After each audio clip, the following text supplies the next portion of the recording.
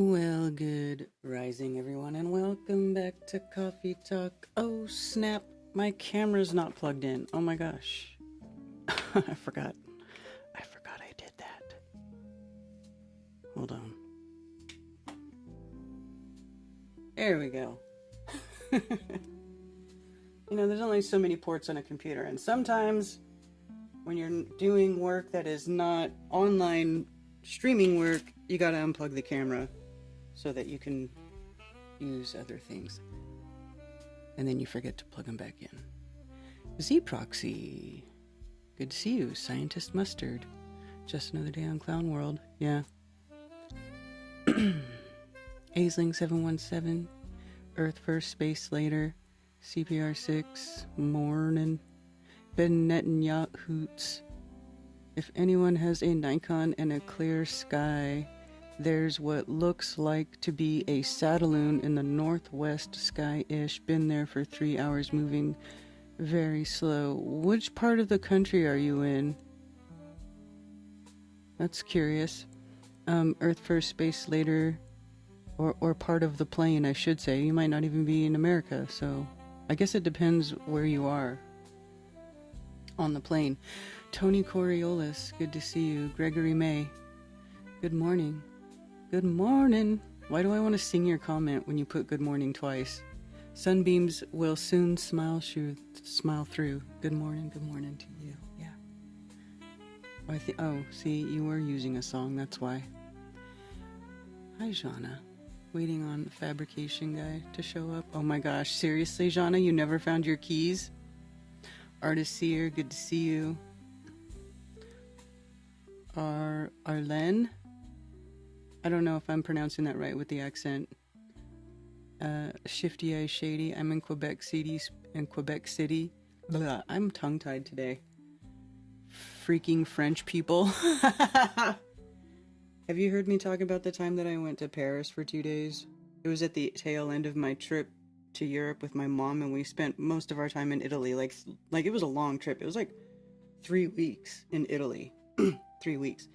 And then at the end of it, we flew out of Paris to Paris for 2 days and went to like the Church of Notre Dame and saw some, went to the Eiffel Tower. I went to the top of the Eiffel Tower.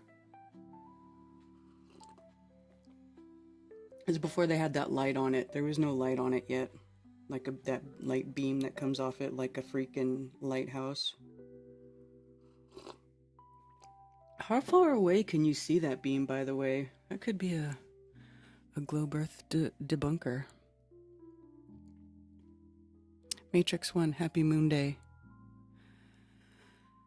Douglas Palmer, good to see you. Billingtano. Chi-Chi, good to see you. Liz the Iron Maiden. Liz, I need to get with you to do a project. And I know you know what I'm talking about. So I'll probably message you on Telegram later. Because Telegram I like to use. Hi, Rose. Good morning, Rose. I am Ion's cat. It's Monday morning once again. Yes, it is. Fancy coffee machine. It's a Ninja. My mom got me that Ninja. I love it. I love it. It wasn't even that expensive, really. It was like not even $100, I guess. I mean, I don't know how expensive that is for a coffee machine, but you could use grounds or the pods. And it has that little, let me talk into this microphone for a little while. It has that little, like milk frother attachment, so you can make your milk all foamy, just like the cafe.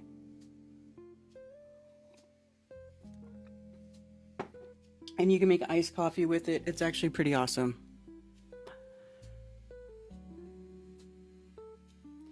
Aisling 717. Karen and Cami, you know the big FE page that I made you admins and you posted to? I changed it so it says Crow 777 University and going back and deleting videos with hundreds of thousands of views. Oh, you mean the truth? I know which one you're talking about, Rose. The one that I used to stream to when I was on Facebook. Yeah, I deactivated Facebook, so I don't even do anything there anymore. So, because I disagree with them.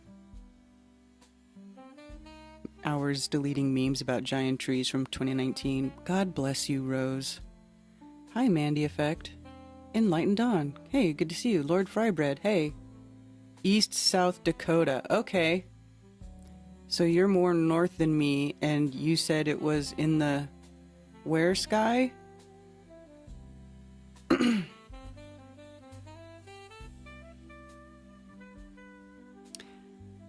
Northwest sky-ish. So, okay. Hey, James Maiden. Good morning.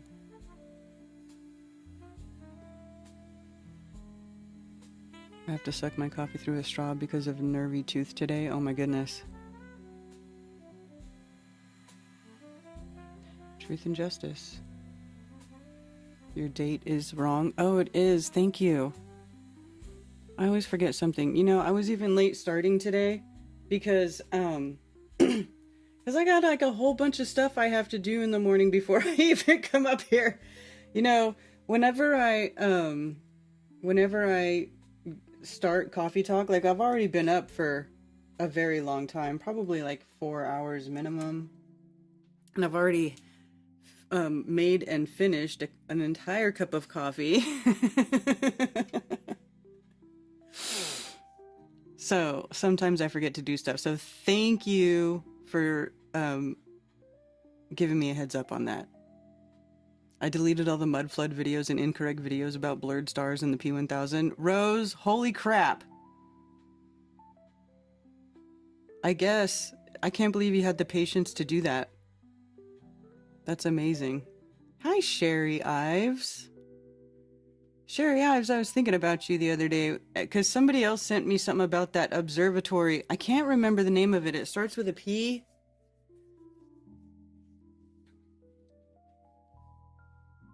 I think you were saying that we should do a meetup there.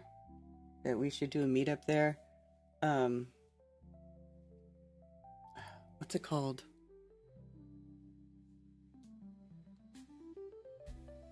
Southern Belle, happy Moonday. Yeah, okay. So anyway, this morning, you know, there's the dogs and the cats that have to be fed.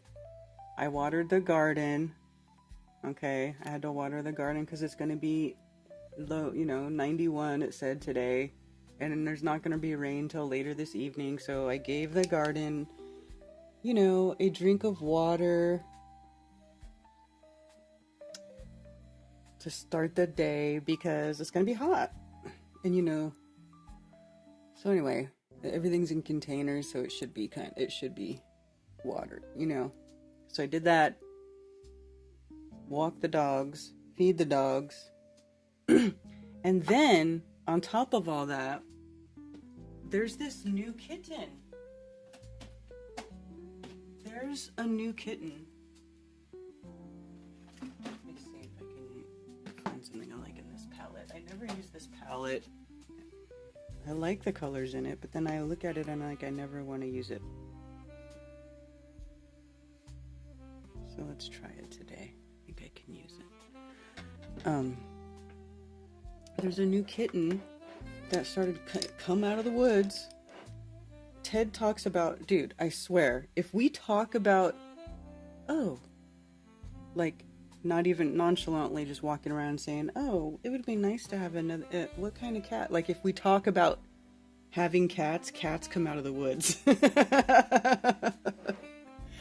That's what happened with the cats that we have,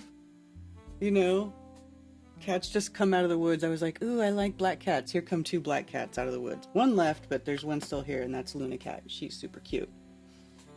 But, so Ted says something, and it's so crazy, too, because he says something about a calico cat.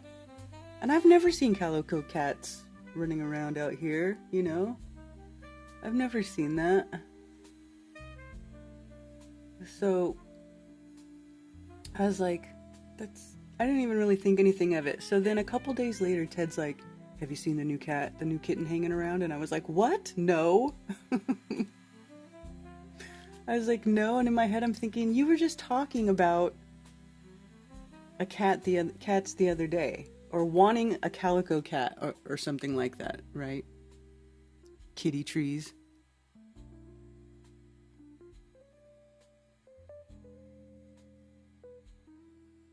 Pisgah astronomical research into, yeah. And I think they call it by its name, Para. Yeah, Pari. Para. Right, exactly. That's it. Thank you. Karen, stop talking about meetups that aren't in New Orleans. I want to go to I've never been to New Orleans. I actually would like to go to New Orleans and hang out with you, Rose. I know you say you want to come here, but I actually wouldn't mind going to hang out with you. It's just hard for me to leave. And I'm broke. But I actually would like to go hang out with you in New Orleans. That would be dope.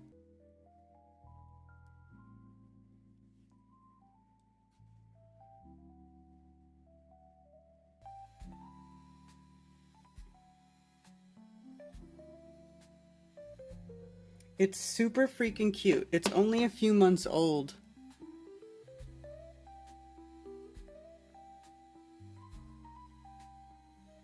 Look. So, this little kitten, to me, it didn't look like a calico. Like, it looks unusual, but it didn't look like a calico. So, but then Ted shows his mom and she's like, oh, that's calico.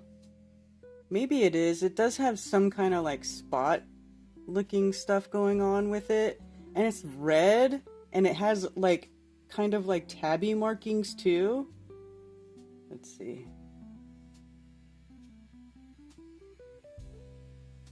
Here's a good, see, it's got like this weird spot. And then Ted's like, it almost looks like Bengal. Like, I don't know what it is, but it's super freaking cute.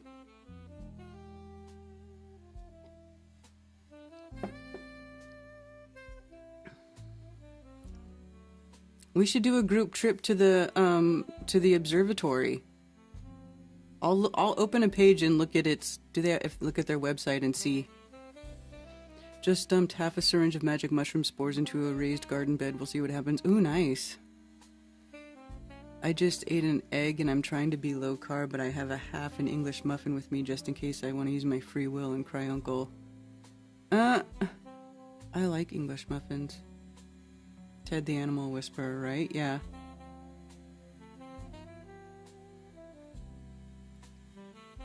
Anyway, so I spent a bunch of time this morning trying to be friends with this kitten.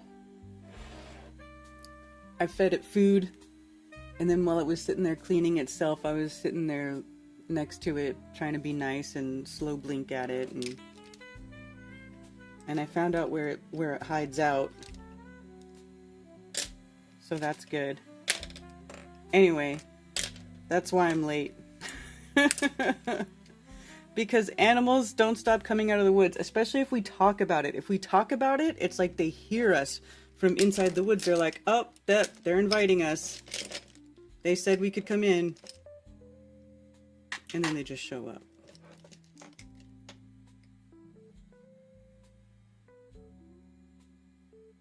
Ted is a whisperer of anything. I know. Call him Kittler. That's so funny. I had a friend that had a cat like that, and they named that cat Kittler too. That's hilarious, Melissa. I'm not even kidding. This girl I went to high school with, her and her husband, because I friended her on Facebook. I'm not on Facebook anymore, but I friended her on Facebook, and I mean the cat died actually not that long ago. She had it for so long. Kittler. And it was like this fat black and white cat that had a little Hitler-looking mustache thing on its face. So, that's funny. That's so funny. If I was on Facebook, I could probably go to her profile and find pictures of the cat, because she used to post pictures of the cat.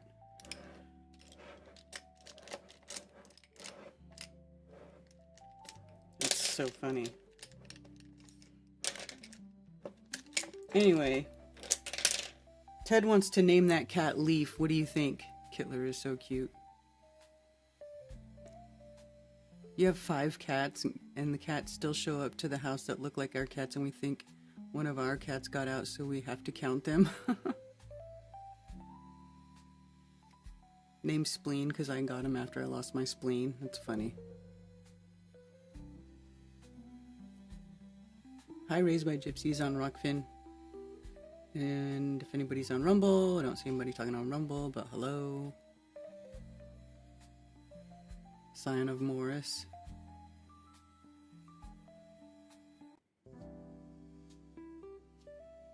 Broke is the new black. What does that mean? Animal rescue? I know.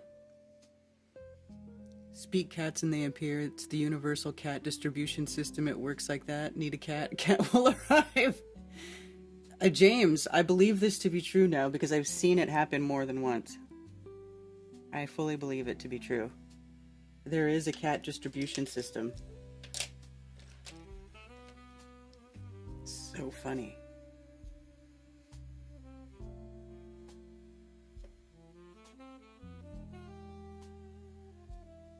I believe it to be true.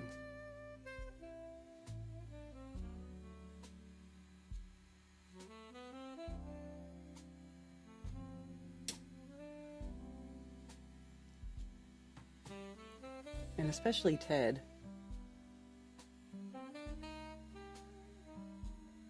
I mean, he made friends with the orange cat.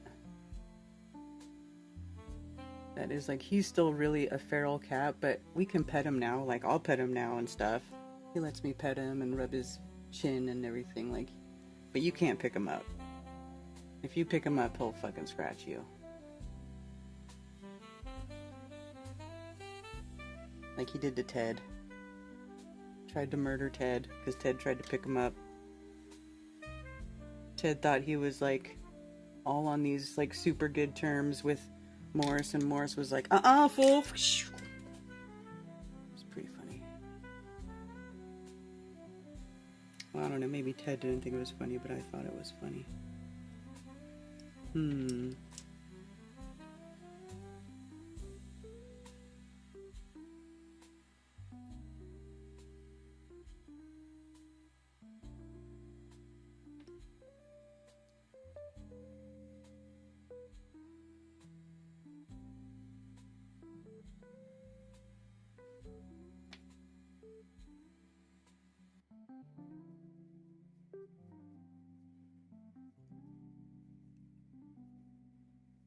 So anyway, how's everybody doing?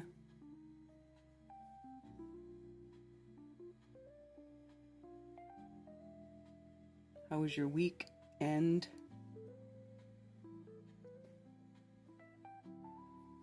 Law of attraction. Leaf or leaf? Well, Jana, the first one if it's a boy, and the second one if it's a girl.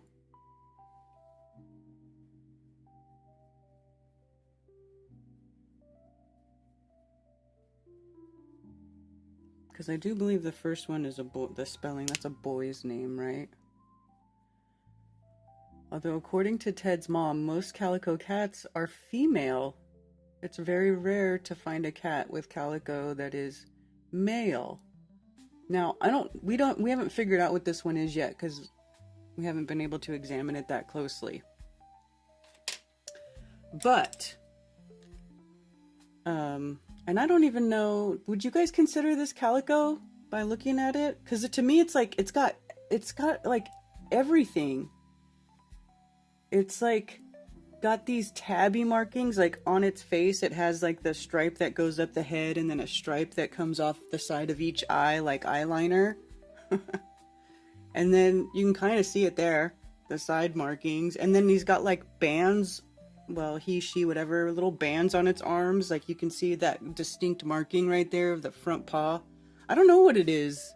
It just looks, I've actually never seen a cat that looks like that before. It's very unusual, which is why we're kind of excited about this kitten, because it's so different.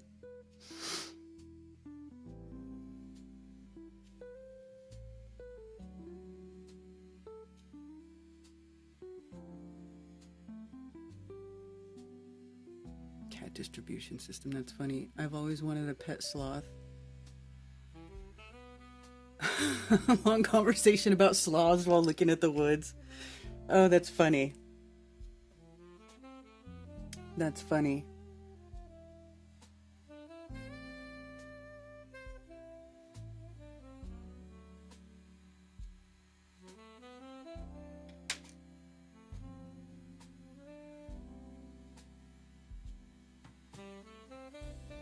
Princess Minnie Muffins is the love of Jason's life.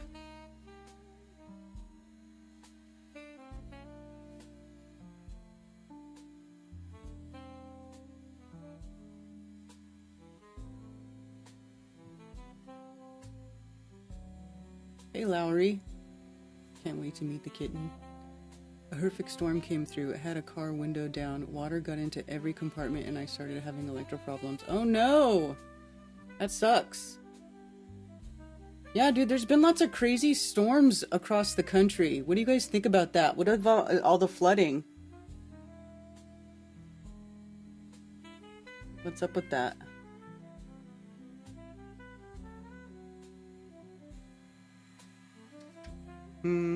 What is up with that?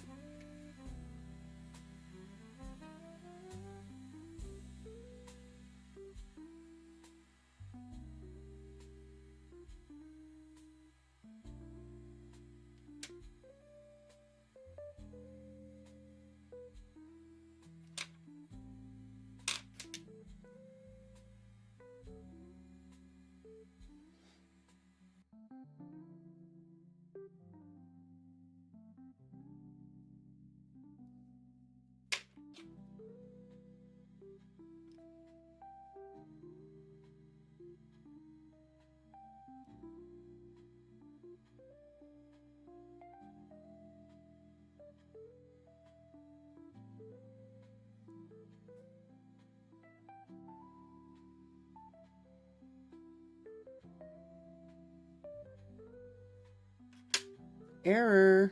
Error. Alright. I'm sorry, I'm being boring. I'm not talking very much. Calicos are usually always female. That's what Ted's mom said. But does the cat look calico to you? That's what I want to know.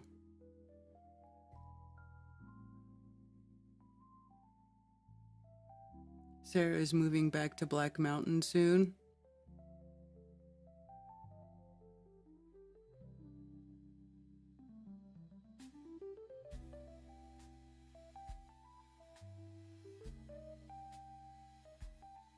Not especially calico looking from this angle, and calico are usually female. Yeah.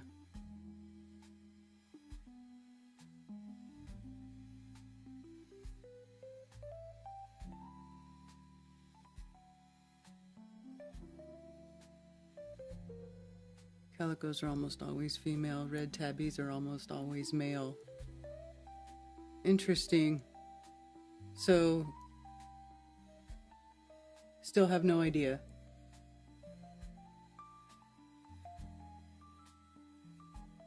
Weather mod, it's natural,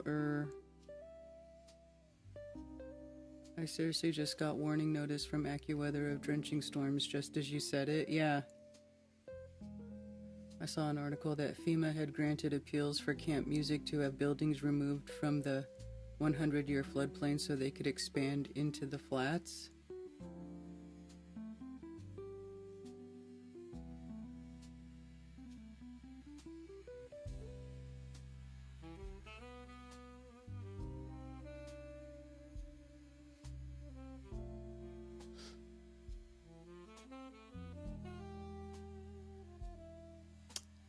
Am I frozen?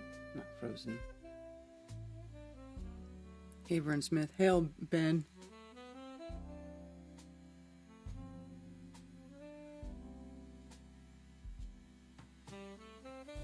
Calico is patchy in its appearance. See, that's what I'm saying. To me, when I think about a calico cat, I don't see that.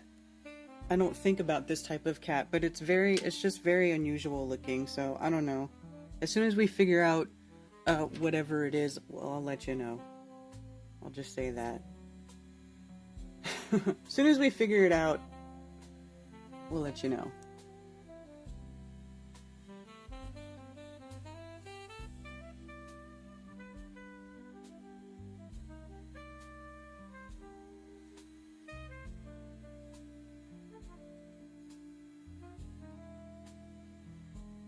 As soon as we figure it out.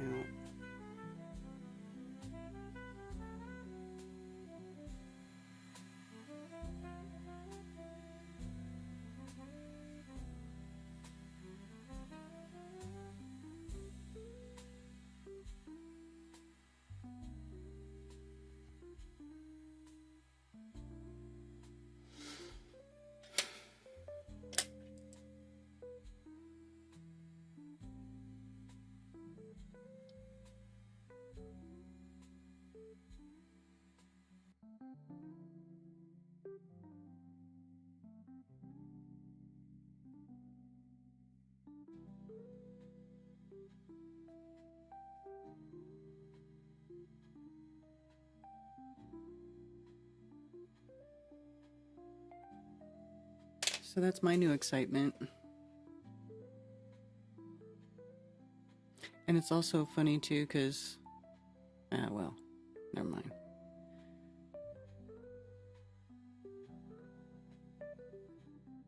I'm sure they have a cat identifier app on the phone. Maybe. How's your garden faring this month? It's doing all right. I watered it today. We've got lots of cucumbers. Yeah.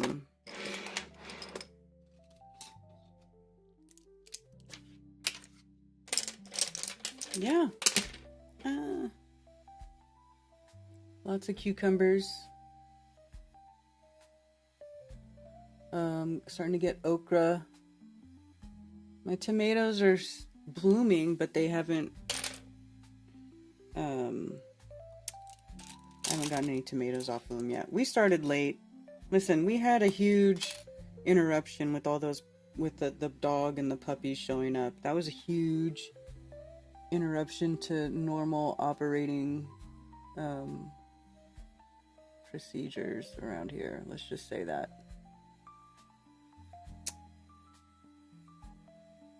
I've had my light on so long it shut itself off.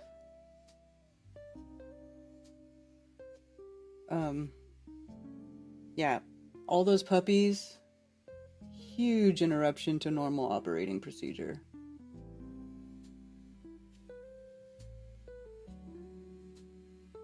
Everything got started late. We wanted to get more chickens and add to the flock.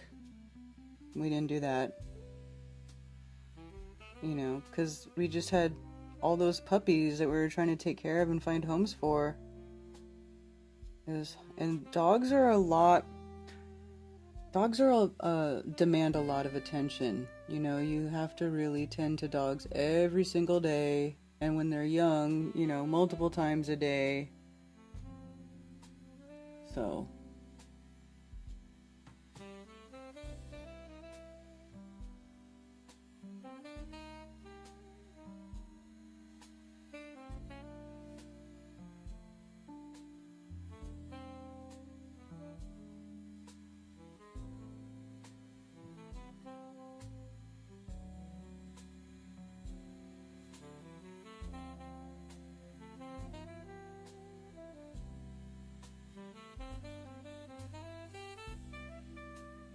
I don't know if Ted posted about the new kitten on Facebook. He might have posted a picture he took of the cat too, if you're on Facebook and you're friends with Ted.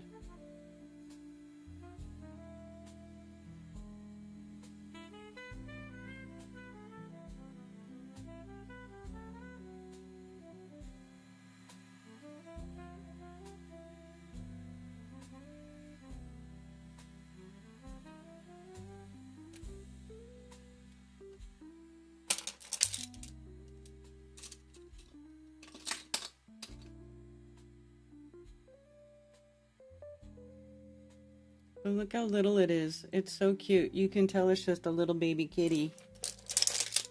Just a few months old. I don't know where it came from. Came from the woods. Everything that shows up, I just say it came from the woods, because that's what it looks like to me. It looks like it comes out of the woods. Hello, Musicians for Truth. We've had a lot of weird rain lately, where the sky is mostly sunny with just scattered clouds and the bottom drops out. What's your favorite veggie to grow? I like to grow zucchini. We also grow loofahs, which you don't really eat, but we have a lot of loofahs going this year. But you know, we use the loofahs for exfoliation, scrubbing.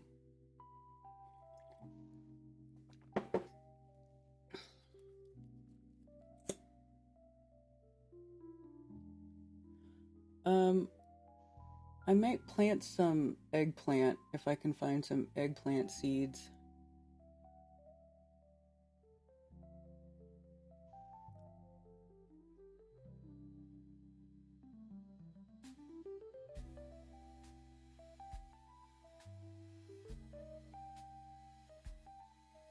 So I love me some eggplant.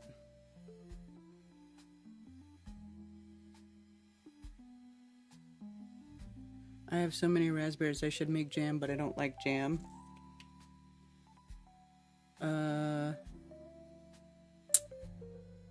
You can also freeze them, Liz. Anyone have any advice on what I can still plant, not veggies that can come back next year? I want more annuals. Just whatever you like, Sarah. You mean like flowers? I looked up calico cat and it is mostly confused with tortoiseshell. Your kitten seems to match description of tortoise cat better. Yeah, that actually sounds... That sounds like it, Cammy.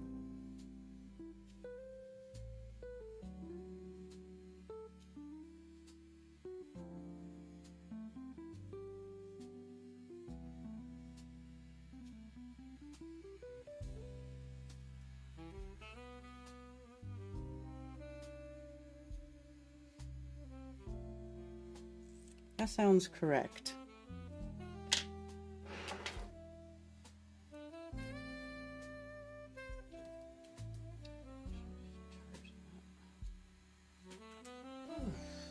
Alright, sorry about that. Sorry it took so long.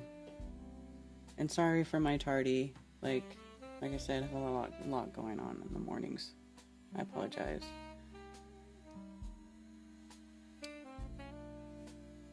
Do you grow loofahs on a chicken wire fence? We grow them on like, well, Ted made these arches out of cattle panels.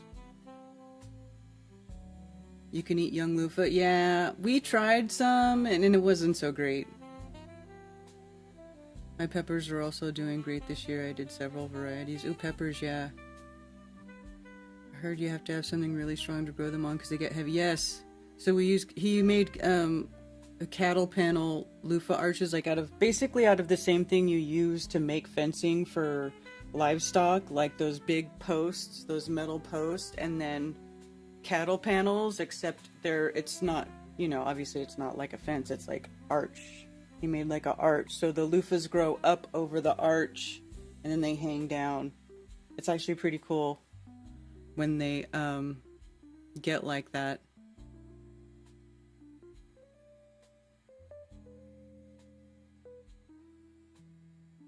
I just have so many windows open.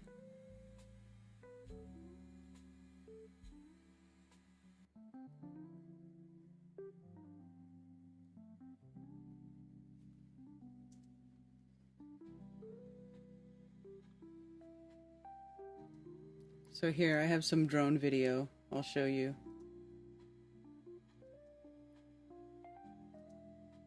Let's see. Come on. Why is it small?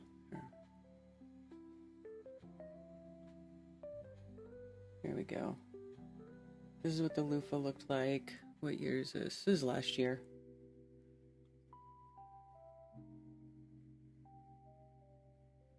So right there on the left, that's Ted's loofah arch.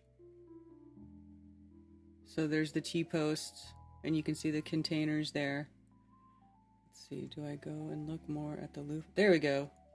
So right here, this is the arch covered by loofahs. You can see all the buds and stuff that they're like sprouting up, but this is what this is what we grow the loofahs on. They're planted down here.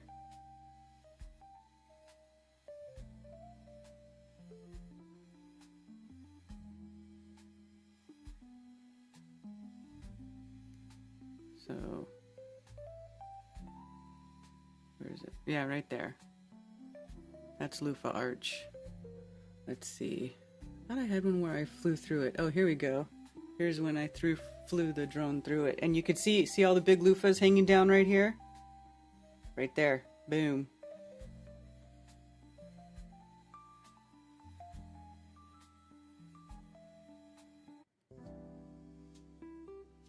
Kind of sketchy because I have that bigger drone. I wish I had a smaller one actually now. The smaller ones fit in more places. And then there's a chicken coop. Let's see.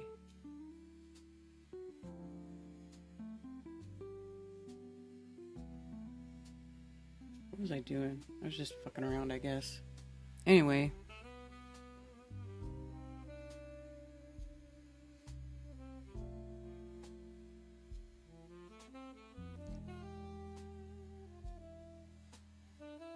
Chills, Infernos, Hot Banana. Ooh, I love peppers. I should plant some peppers too. Do you think it's too late for me to plant peppers? Hey, Doug Moore, good to see you. I'm growing loofah vines this summer. I plan to scrub each limb with its own loofah once I harvest. Very nice, Sherry. You should, because does your drone have obstacle avoidance? Yes. Yes, it does.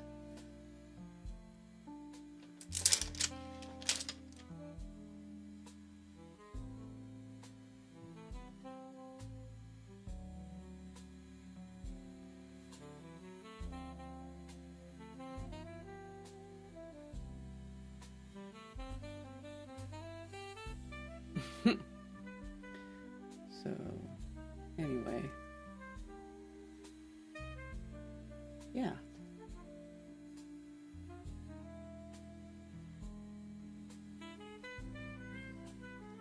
sweet banana hot chili.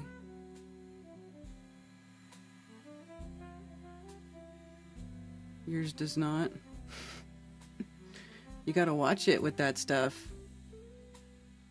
See, that's why I don't fly mine anywhere, because it's always beeping at me. I try to take it into some crazy places and it just starts beeping at me and then it won't move. So I'm like, I need a smaller one. Here, I'm standing up today. This light too bright.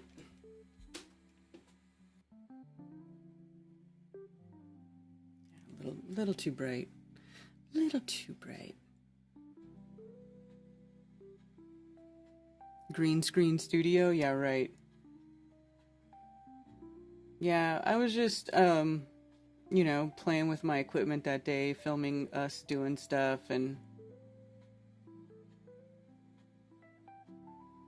whatnot. Gotta test out your equipment.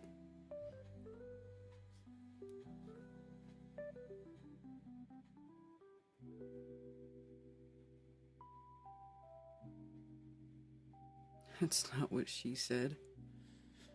Oh, okay. Anyway, so yeah, that's garden stuff.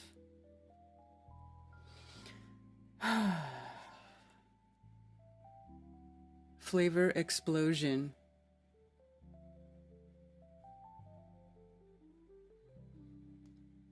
Lofah church. Yeah, it is like a Lofah church. It's really cool when it gets all covered, because you can, then you, I mean, it's actually starting to get that way now, but it's like, it's all covered, so it like kind of, it creates shade.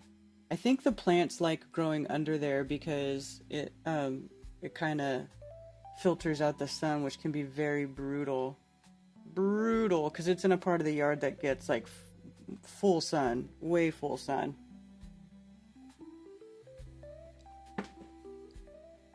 And you see our little chicken coop back there. Anyway, that's my little, that's a little peek into my little homestead, which is, you know, is what it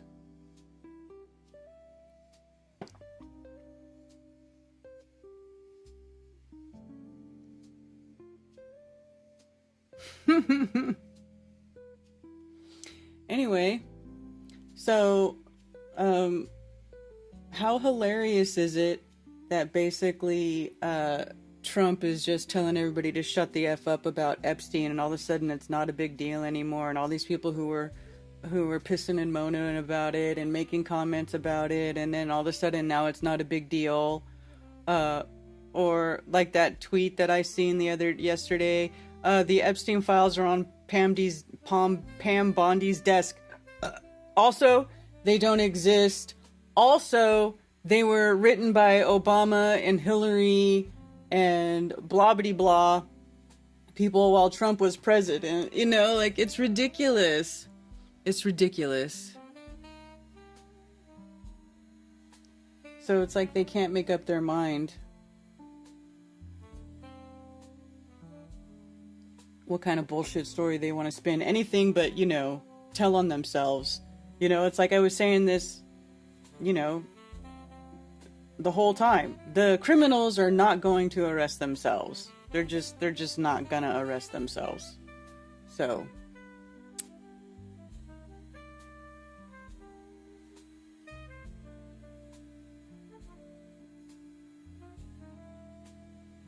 do you think the Trump shooting was staged? I mean, how could it not be? You know, or like that one chick, Marjorie Taylor Greene, she says that she's still wondering if there wasn't a plot to try to kill Trump, you know, because of the gross negligence by the director. Remember that whole thing where they did that hearing with that Cheadle chick? Her name was Cheadle. Director Cheadle of the Secret Service, that fat woman. It's like, why is there a fat woman who's the director of Secret Service? That doesn't look very like, what kind of bullshit is this? When I hear like director of Secret Service, I just picture like some like ex military, you know, intelligence, like dude who can like kill you with his bare hands, you know, just somebody who, you know, like some movie type, I guess. Maybe that's my movie programming, but I just don't picture that fat woman.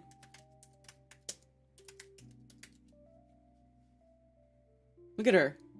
Kimberly Cheadle, Director of the United States Secret Service. That's what she looks like.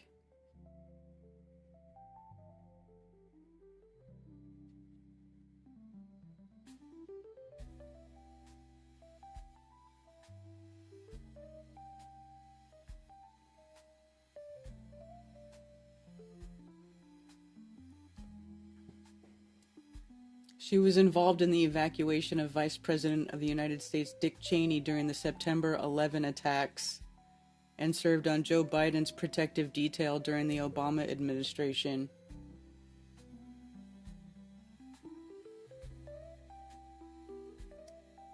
It just, I don't know. Anyway. The whole thing was just dumb.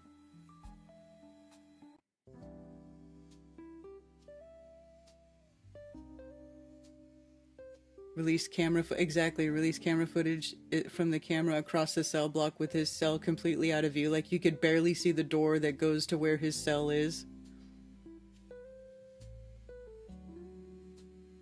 They say the blood on his tongue looks like the snake bite tongue from NASA logo. I mean, I don't know how they could plan that to go down that way, but that could just be the universe, like, letting us know, you know?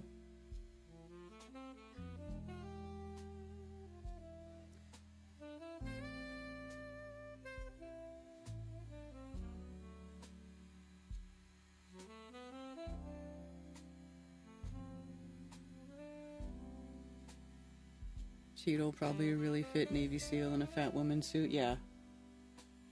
I don't know. It just seemed fake. Or staged, or false flag, or whatever, dude. You know, they just did that to make everybody, to bolster everybody behind Trump. And now look what he's doing. Look what he's been doing. You know? He's not ending any wars. He keeps giving Israel bombs and money. And Netanyahu fucking comes over here and gets special treatment, and you know, and he's still, you know, basically funding a fucking genocide of the Palestinians, funding the war between Ukraine and Russia, which a lot of the fucking people that run Israel, by the way, have their lineage that comes from Ukraine. Just saying. And Ukraine was set to have the biggest Holocaust memorial ever built ever, until all this war stuff went down, and now they're not really talking about it anymore. But I remember right before that went down, them seeing an article of them talking about how they were going to build the largest Holocaust memorial in the Ukraine. So, I mean, I don't think it's by any coincidence that there's a war in Ukraine and a war in Israel and all this shit going on at the same time. Like, I'm sure it's connected. Aleister Crowley gave Churchill the V for victory. Thoughts on Elon versus Trump beef stage? Totally, dude. Totally. It has to be, because it has to give the way that it takes over X whenever something like that goes down. It has to be a distraction. It has to be like a fake beef so that nobody pays attention to the mega AI database that they're letting Peter Thiel build with the Palantir people, the murderous, mercenary, fucking crazy, ultra-liberal Jew murderer people. You know what I'm saying? Like that Alex Karp dude. I mean, it's crazy. Have you guys seen what that guy says or what he talks about? That guy is a psychopath. And he talks about how he was Palantir, because he's the CEO of Palantir, and he talks about how he single-handedly stopped the rise of the far right in Europe. So what does that mean? Like he's in charge of the ultra liberalization of Europe, where they're they're opening their borders and just, letting all of the things get, all this stuff happen that is detrimental to the population that's been there for hundreds and hundreds of years. Like,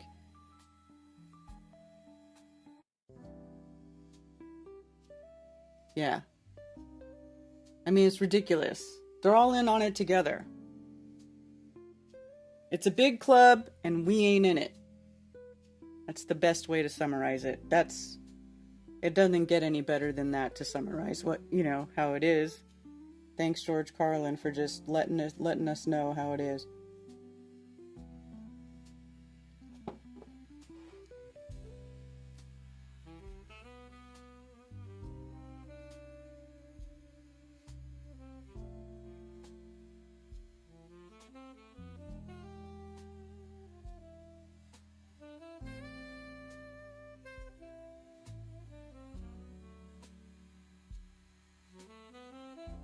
First look at Gemini Space, Google's now bar-like upgrade to pixels at a glance. What does this mean? Gemini Space brings sleek overlays and birthday alert scorecards and more right to your pixel screen.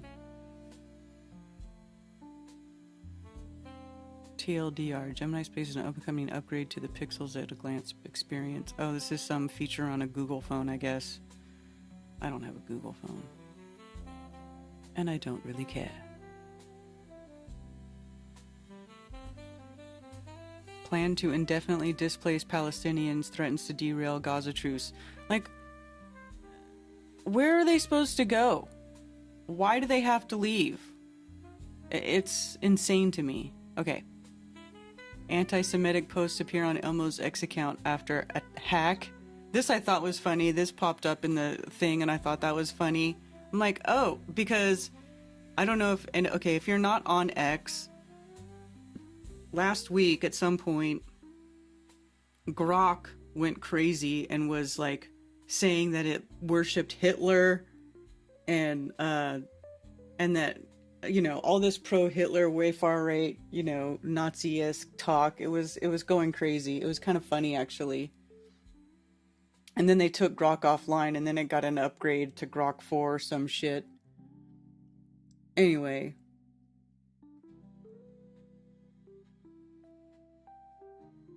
We're in a better club. I agree. I'd rather be in this club than that club.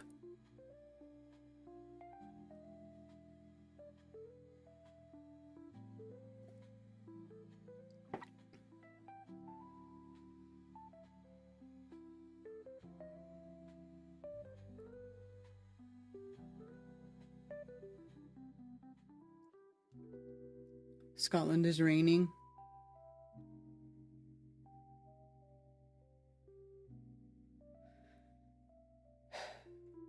I don't look younger. Anyway. So what did the post say? Email's X account was compromised by an unknown hacker who posted disgusting messages including anti-Semitic and racist posts. A person for Sesame Workshop, the makers of Sesame Street, told CNN, "We are working to restore control of the account."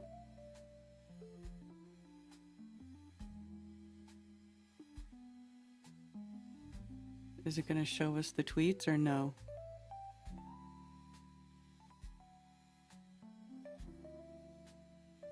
The Elmo hackers post also referenced documents relating to the Epstein case, which has been in the headlines again in recent days.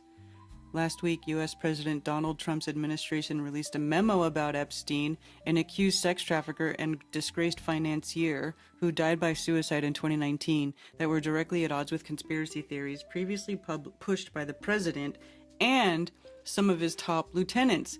Right? Right? Like, everybody just gets to completely change their tune and, oh, no, there's no list, there's no client list, and everybody's asking, well, then what was Ghislaine prosecuted on, right? I mean, it's just so screwed. Everything about the government is 100% corrupt. Just 100% corrupt. There's just no getting around it. The federal government is 100% corrupt and compromised and heavily influenced by the state of Israel. I mean, it's disgusting. There's not, they don't do anything to make anything better for Americans. 2/3 of the DOJ unit defending Trump policies in court have quit. So all the attorneys that have been working to defend lawsuits that have been brought against the Trump administration are quitting because they're tired of it. They have fatigue. The U.S. Justice Department unit charged with defending against legal challenges to signature Trump administration policies such as restricting birthright citizenship and slashing funding to Harvard University has lost nearly 2/3 of its staff, according to a list seen by Reuters. 69 of the roughly 110 lawyers in federal programs branch have voluntarily left the unit since President Donald Trump's election in November, or have announced plans to leave, according to the list compiled by Justice Department lawyers and reviewed by Reuters. The tally has not been previously reported using court records and LinkedIn accounts. Reuters was able to verify the departure of all but 4 names on the list. So, many of these people came to work at federal programs to defend aspects of our constitutional system, said one lawyer who left the unit during Trump's second term. How could they participate in the project of tearing it down? Seriously, because Trump keeps they keep trying to pass things that where you can't talk about Jews and you can't say that, you know, what their Jews are doing, or talk about whether somebody's Jewish if they have a powerful position, or talk about how much money AIPAC gives to our politicians, or talk about people with their dual citizenship, or anything like that. Like, of course you're attacking our constitutional right to free speech, right? If a bunch of people working in our government have a bias or a prejudice in favor of another freaking country, a foreign country, over America, well, it's absolutely our right to criticize it, to point it out, to talk about it, and to bitch about it. Anti-Semite Elmo is a hilarious concept, isn't it though? Hey, Voy. Amazing. Epstein killed himself for no reason. Exactly.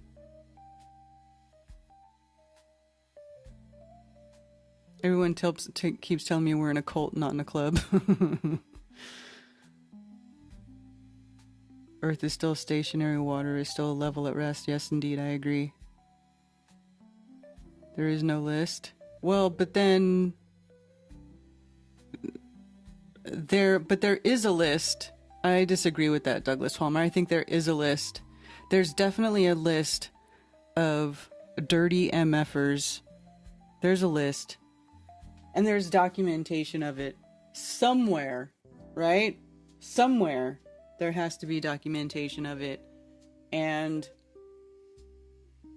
we need to expose these people. See, I believe that there is a list of people who are holding powerful positions in our government who absolutely need to be tarred and feathered.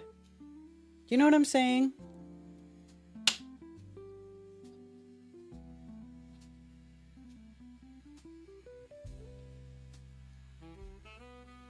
I believe there is absolutely a list.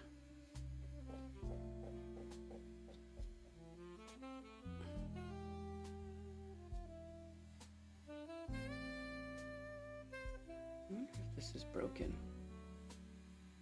Anyway, so this one always wants to droop down. I can't get it to be the same as this other one. Anyway,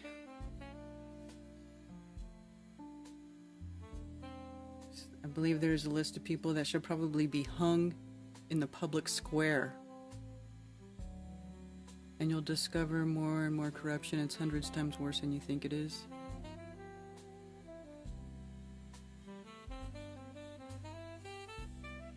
It's a flight log, which is a list, hence the list exists.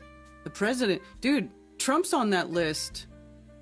I mean, he was best friends with that guy for a decade. How can we, no reasonable person can come to the conclusion that a man like Donald Trump was pretty much best friends with Jeffrey Epstein and had no idea what was going on, didn't participate in it. You know what I'm saying? Like, he had to have known or been complicit some way, somehow, a decade as your best friend. Come on, buddy. They're all in on it. Yeah.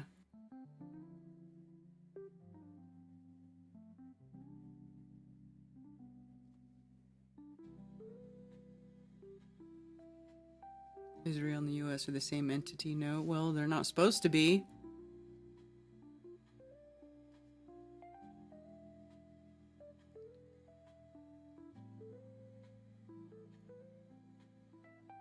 There's also the Black Book. That was a list.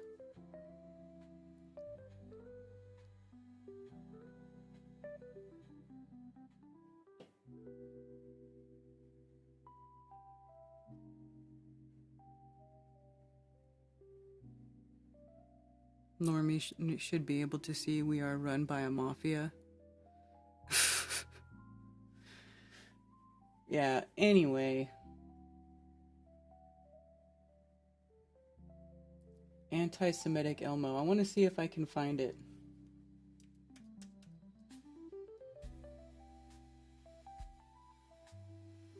Somebody had to have taken screenshots.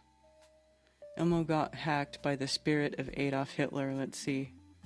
All Jews should die. Fuck Jews. Donald Trump is Netanyahu's puppet because he is in the Epstein files. Jews control the world and need to be exterminated. Wow, Elmo. Kill all Jews. Wow, that's crazy. Come on, buddy. Fuck you and your tranny daughter.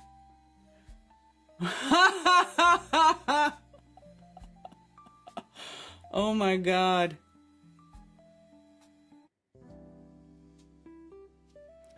AF posts the official Elmo X account was hacked, posting calls to kill Jews, demanding the release of Epstein files, dumbing Trump a child fucker.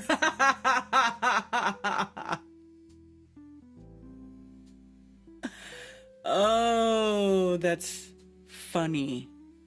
Funny. It is funny. The official Elmo account likely really just posted this likely hack. Release the Donald Trump release the files, child fucker. Look. Oh my god, that's funny. That's terrible.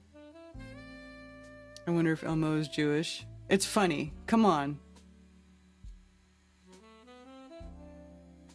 Who told you there's a list in the first place? The news? No. No. That stuff was not on the news. That's like, you know, look. Epstein didn't do all this stuff by himself. There's hundreds of victims. There's lots of evidence, like, and a lot of these victims just don't speak out because, one, they're terrified, because these are dangerous people that they've been trafficked by, and two, you don't think that these people are intimidated. A lot of people have been suicided. So, yeah, a lot of them aren't speaking out, but some of them have. And there was a bunch of settlements that was put out from the Jeffrey Epstein fund, right? That they settled out of court. But when they settled, when any of the victims that took that money had to sign a non-disclosure where they couldn't talk about it anymore. So if you take the money as part of the settlement, it's basically shut the fuck up money. And then if you don't take it, well, then you're harassed and intimidated and stalked and possibly killed.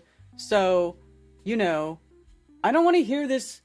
I'm sorry. I don't believe that there's nothing there. After all this time, after all these people that spoke out, I mean, there have been documented court cases. You can't just say, oh, no, now it's all fake. So what? Now it's fake. Now it doesn't matter anymore. So now all of a sudden, you guys just think that all the people, all the horrible shitheads in government are all of a sudden good people and would never do anything about that. Like, what about Pizzagate? Pizzagate was going on. That was before Epstein got busted. Why do you think there was a freaking Pizzagate? I mean, come on. Now all of a sudden they're not doing any, they're not horribly, there's not a horrible epidemic of missing children who are being kidnapped and exploited. Now that's not a thing. All of a sudden, everybody's all good. The government tells the truth all the time now.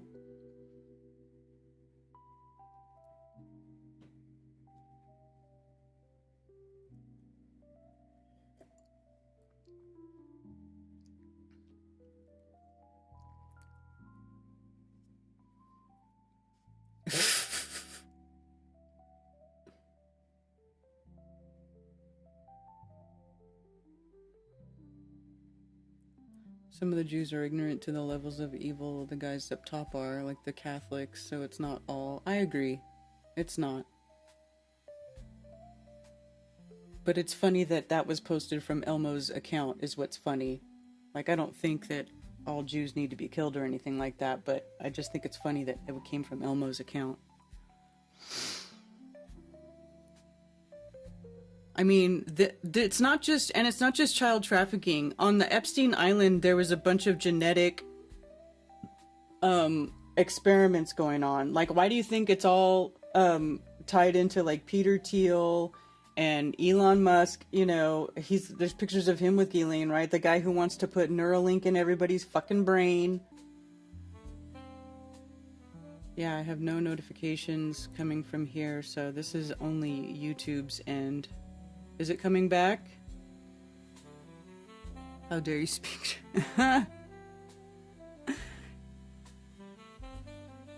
Let's ask Ronald McDonald what he thinks. Have you seen the movie Transcendence? No, have not seen that movie. Elon has 18 offspring, so he is obviously into genetics. Exactly, Jana.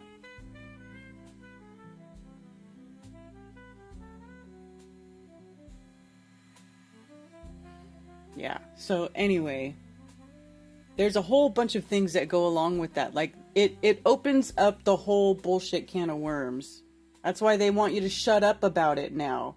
So what about, so now that the government's telling us to shut up about it and forget about Epstein, is that we're just supposed to listen and be like, okay, we'll just shut up and forget about it now? Like, I feel like if you're saying there's no list and that it's not a big deal, then are you not just, like, pushing government BS? They just want us to forget about it. Oh, there's no list. There's no list. Just forget it. Yeah, fuck all that. I want to expose every single one of those dirtbags. Every single one. They should all be tied together in a chain gang and, like, trotted down Pennsylvania Avenue so everybody can throw rocks at them. Because they're horrible, evil people.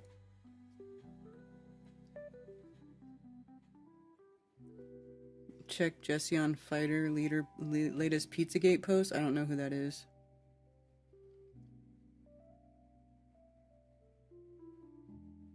Need to brush up on your hobo code? Yeah.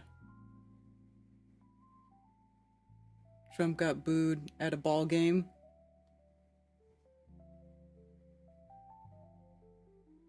They are hiding something.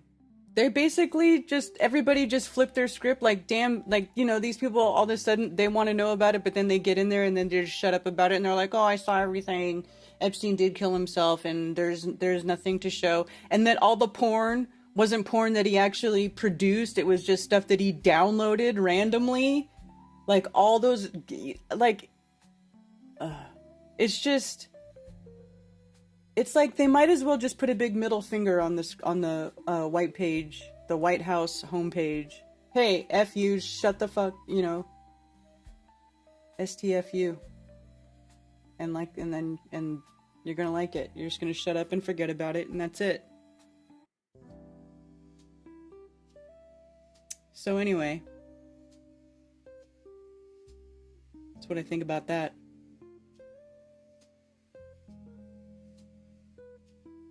Trump is a master chess player. I like Justin Roberts' tweets. Oh, like the time he played 5D chess and told everyone to get COVID vaccinated over and over. When he found it was killing people, he never spoke about it again. That chess? Yeah, exactly. Exactly. Like, look at the stuff that Trump has done. He's been the Pied Piper. He just, like, there's something about, he's been able to get people to accept some insane bullshit. I mean, the whole world went under lockdown under Trump. Let's not forget. You know?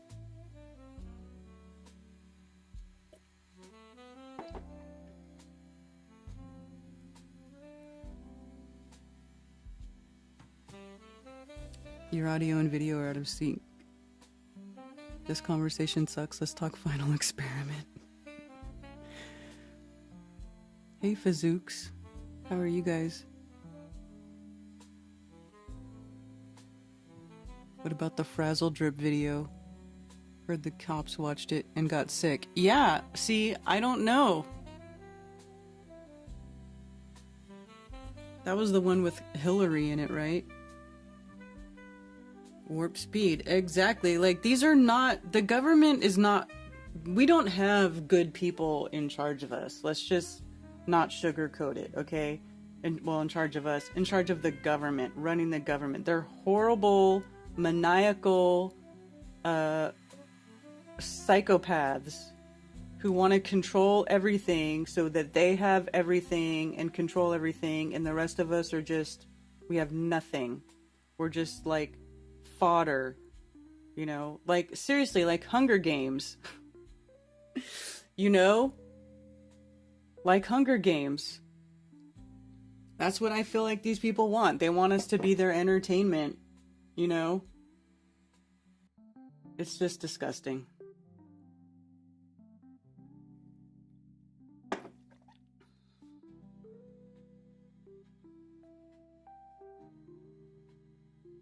Space Force under Trump. Yeah, exactly.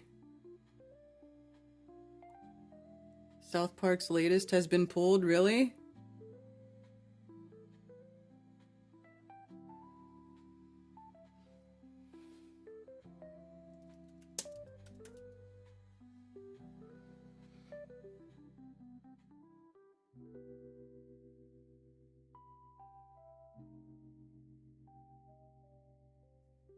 All 26 seasons of South Park pulled from Paramount Plus. Here's where you can still stream it in the US. Oh.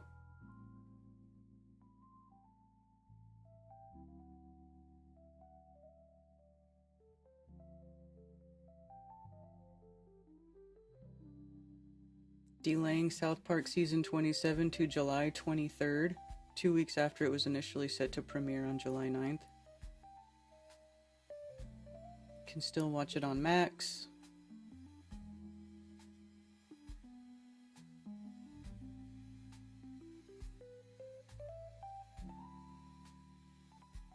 Looks like they're doing contract negotiations or something, but it's still there.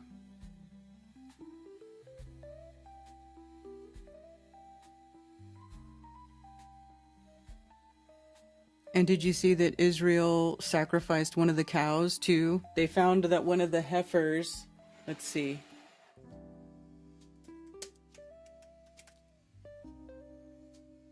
Yeah, see?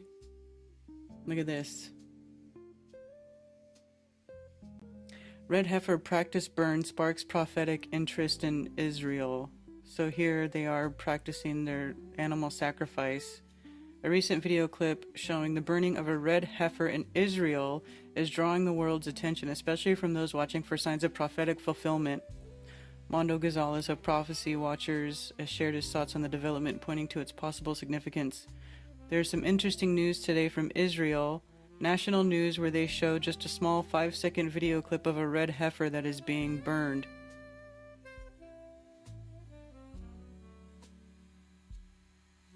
While the heifer shown was not one of the fully qualified candidates required for the biblical purification ritual, its burning still carries weight. That's clear because it's not done in all the proper ways, Gonzalez explained, but it is interesting that the way it looks, that this looks like it is up in Samaria near Shiloh where the other cows are. Because they do they keep secret the exact location of their special red heifer cows. He also noted a detail that sets this red heifer apart from the others currently being monitored. This was one that was disqualified as it was raised and bred. It says it was raised and bred in Israel, not necessarily raised in Texas. Because I know they bought those 3 red heifers from somewhere in Texas because they were said to be pure red heifers. Like every hair on its body has to be red. Though no official date has been set for the full red heifer ceremony, Gonzalez believes the preparations are meaningful. Things are still moving, he said. We don't know exactly when the full ceremony and ritual will take place, but the fact that they are practicing right now is pretty intriguing.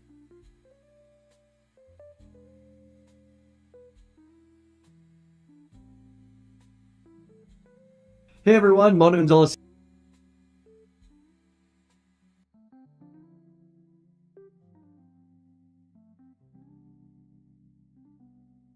That was just a picture. That wasn't a clip.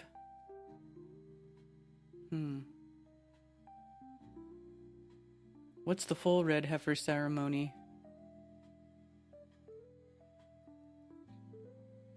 Because there's a link here. Full red heifer ceremony. Red heifers, temple plans, and end times signs. What's unfolding right now?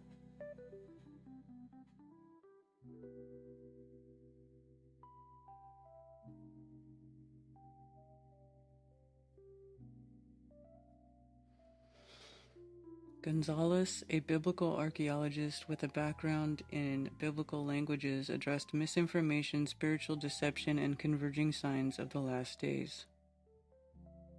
There's so much to talk about, including 10 kings, red heifers, the proximity of the day of the Lord. Temple was not in the city of David. It is so well excavated now, absolutely zero evidence that either one of the temples were here. The link between October 7th and the prophetic developments in Israel.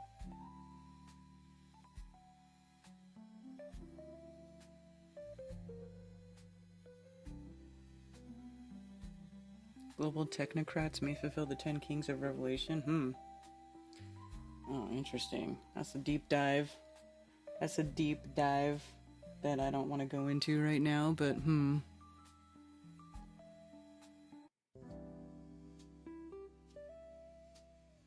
How do you practice on a real cow?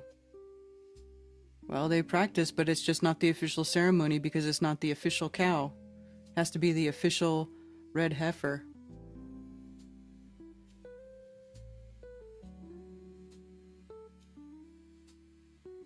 Dana White is a traitor. Yeah, well, he's basically, he's not the owner of UFC or whatever. It's that other Jewish guy that's the owner. The Ari whatever. Isn't it another? Let's see.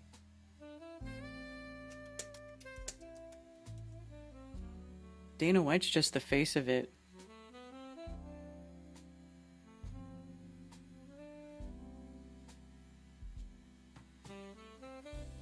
UFC is owned by TKO Group Holdings, which is majority owned by Endeavor Group Holdings, like whatever that means. Other stakeholders include Silver Lake Partners, Kohlberg, Kravis, Walberts, and MSD Capital, with Dana White and Fertitta Brothers holding minority stakes. See, Dana White is not even a majority stakeholder in the ownership. As you can see, there's a whole bunch of other, all these other groups. So, yeah, he's like in the pocket of those owners. He has owners. Trump is a chump, and until we'll outlaw lobbying, we're stuck in the crooked corporate nightmare. I agree, Trevor7, and it's really good to see you. Can't say I watched them either. Yeah.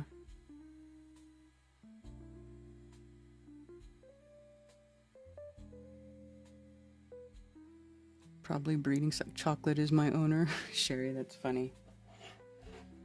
That's funny. So what else? Speaking of, this is another one that caught my eye. This article here, I was like, well, that looks like a load of poop just from the headline. And then I started reading it, and I was like, it's definitely poop. Okay, Florida cat named Pepper brings home never-before-seen virus for the second time. Pepper the pet cat has made yet another contribution to virology. Last year, Pepper, a cat who roams the backyards of Gainesville, Florida, helped a scientist discover a new viral strain. Now the furry feline is back at it again. In a new study, scientists have once again discovered an exotic virus infecting a dead rodent that had been caught by Pepper. This time around, Pepper's furry hunting trophy helped researchers pinpoint an unidentified strain of orthovirus, a type of virus that infects humans and other animals. The findings and the virus's complete genome are published in the journal Microbiology Letters. John Lednicki, Pepper's owner and the lead author of the study,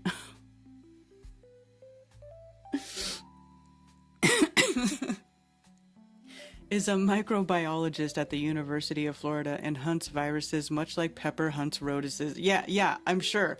And then you just look in there and you find whatever BS you want to find, right? It was Lednicki who brought Pepper's fresh catch into the lab for testing. Of course he did. His analysis revealed that the rodent, an Everglades short-tailed shrew, carried a previously unidentified strain of orthovirus. These types of viruses can infect humans and other animals, but scientists still don't know much about their effects in humans. Well, how do you know it even affects humans if you're saying it affects humans? If you don't even know about the effects? There have been a few rare cases of encephalitis, meningitis, and gastroenteritis linked to the virus in children. However, the new viral strain is officially known as Gainesville shrew mammalian orthovirus type 3 strain UF1. Orthoviruses mutate quickly, much like the influenza virus.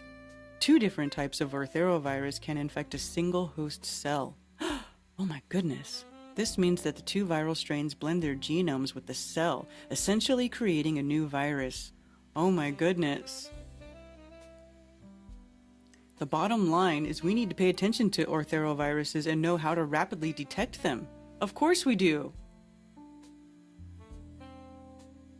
I just feel like these people, these scientists, these whatever, especially virologists now. They just make up any old bullshit just to like justify their existence. 1111. Hey. Oh, there's Ted. Hi, Ted. Heifer is specific. It can't be a cow. Pepper is amazing. Now the pet cat Pepper made its way to Karen's house.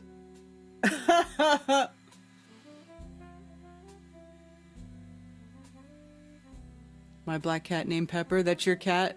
That's Musicians for Truth's cat.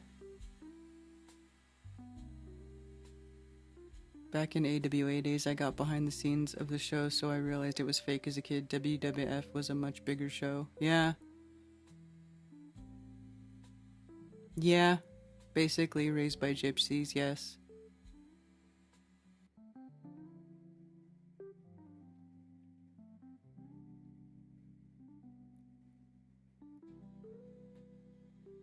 I mean, he's filthy, stinking rich, too, so, you know, I guess that's the trade-off you want to make in life.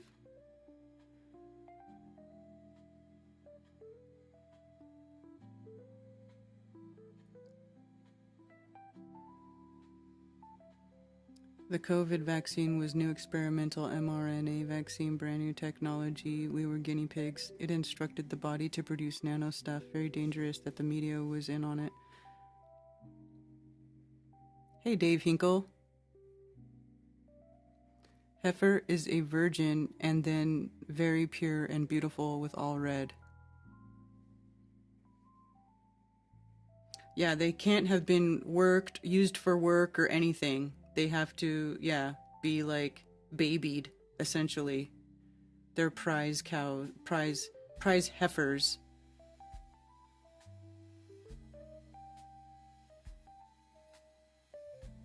Wonder if the deep state planted your kitten visitor in order to launch their next lockdowns and lethal injects. Oh, that little kitten is so cute. It's so cute. And the other cats don't seem to mind it. So that's good, right? The other cats are letting it happen. So that makes me happy.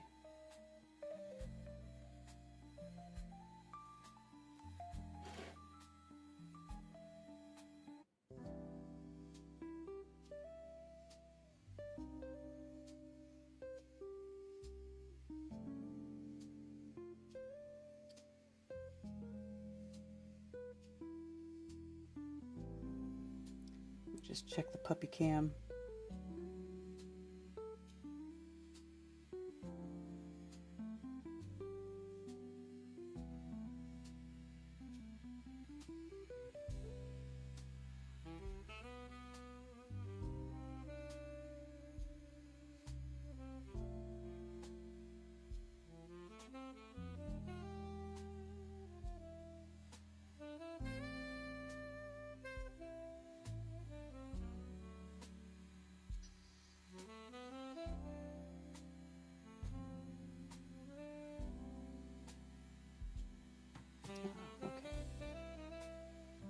Dogs are still good.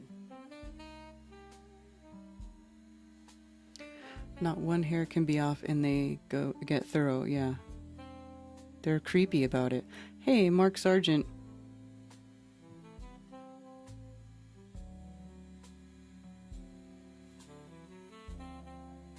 Liked sub, will promote hot sex, etc. Thank you. Mark Sargent. Why are you saying tagging Mark Sargent and putting Katy Perry?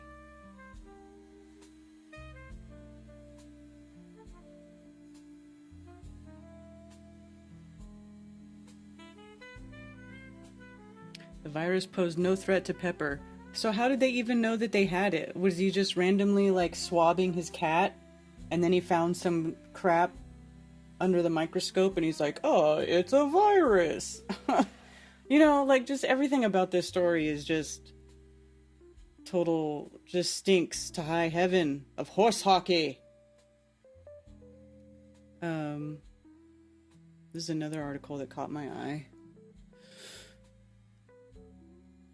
Katie and Mark go way back.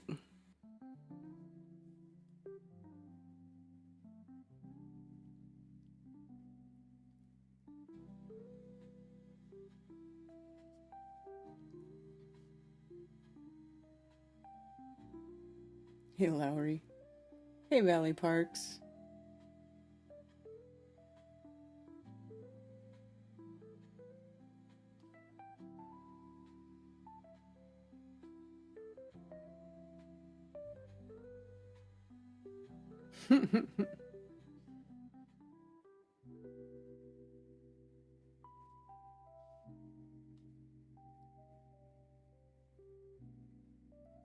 Do you see the article about the plague in northern Arizona?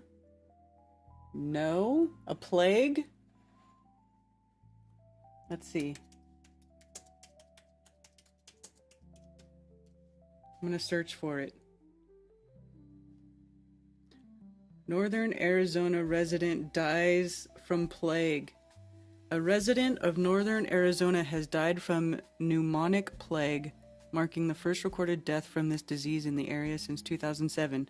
Plague is rare in humans. So plague, it's not like a plague, it's called plague. What is this? With an average of about 7 cases reported annually in the US, and it can be treated effectively with antibiotics if caught early. You know why it can be treated with antibiotics? Because it probably comes from a bacteria, not a virus.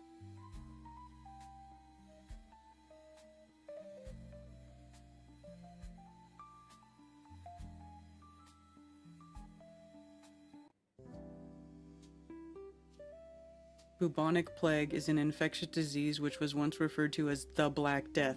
Prairie dogs and other wild rodents in this area may be infected with the plague. Plague may be transmitted to humans through contact with infected animals or their fleas. Stay out of areas that prairie dogs inhabit. Avoid all contact with prairie dogs and other wild rodents. Do not touch sick or dead animals. Resident of northern Arizona has died from pneumonic plague. Is that the same as bubonic? Because this says pneumonic. This says bubonic. This is from, that picture is from Rocky Mountain Arsenal Wildlife Refuge in Colorado. Plague is rare to humans with an average of about 7 cases, blah blah blah. The death in Coconino County, which includes Flagstaff, was the first recorded death from pneumonic plague since 2007, local officials said. Further details, including the identity of victim, were not released. Plague is a bacterial infection known for killing tens of millions in the 14th century Europe. Today it's easily treated with antibiotics. The bubonic plague is the most common form of bacterial infection, which spreads naturally among rodents like prairie dogs and rats. There are 2 other forms, septicemic plague that spreads through the whole body and pneumonic plague that infects the lungs.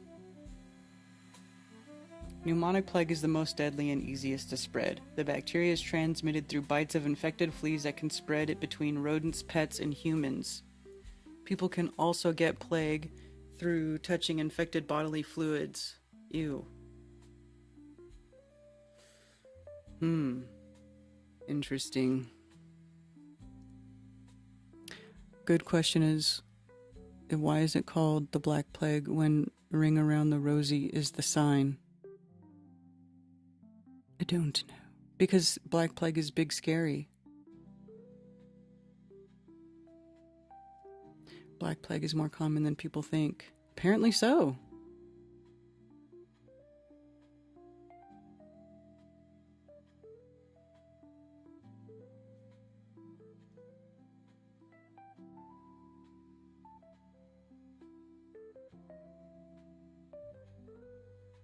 Black Plague, is that like black fatigue? I don't think so, Musician for Truth. Vomiting on Facebook again. I'm gonna tell you right now, I don't even miss Facebook. I don't even miss it. I don't even miss the retarded crap that I was constantly exposed to on Facebook. I disabled it and I don't even care. Don't miss it. 1 iota. I'm just saying. Everybody that I care to talk to or have anything to do with, they have my information. They're in contact with me in other places, and I don't need to be on that horrible platform anymore. My God, I'm gonna tell you right now, I think that had a very big contribution to my improved mental well-being recently. Just saying. Pneumonic plague is a severe lung infection caused by inhaling bacterium.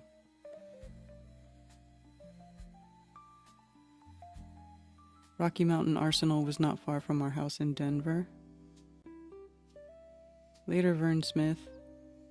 Practical physics, testable, verifiable, phone bricking by all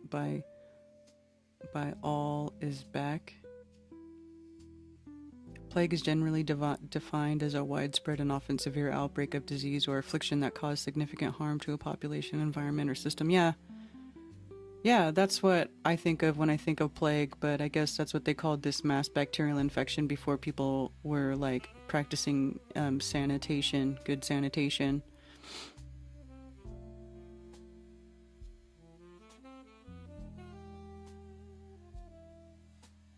Pay close attention to what those people with the fake heifer's ashes, they are used in purification rituals for the coming Messiah. Yeah.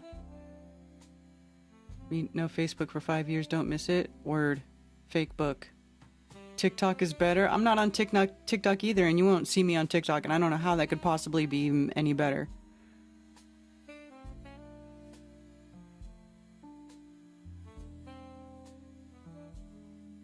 Bubonic is the Black Plague.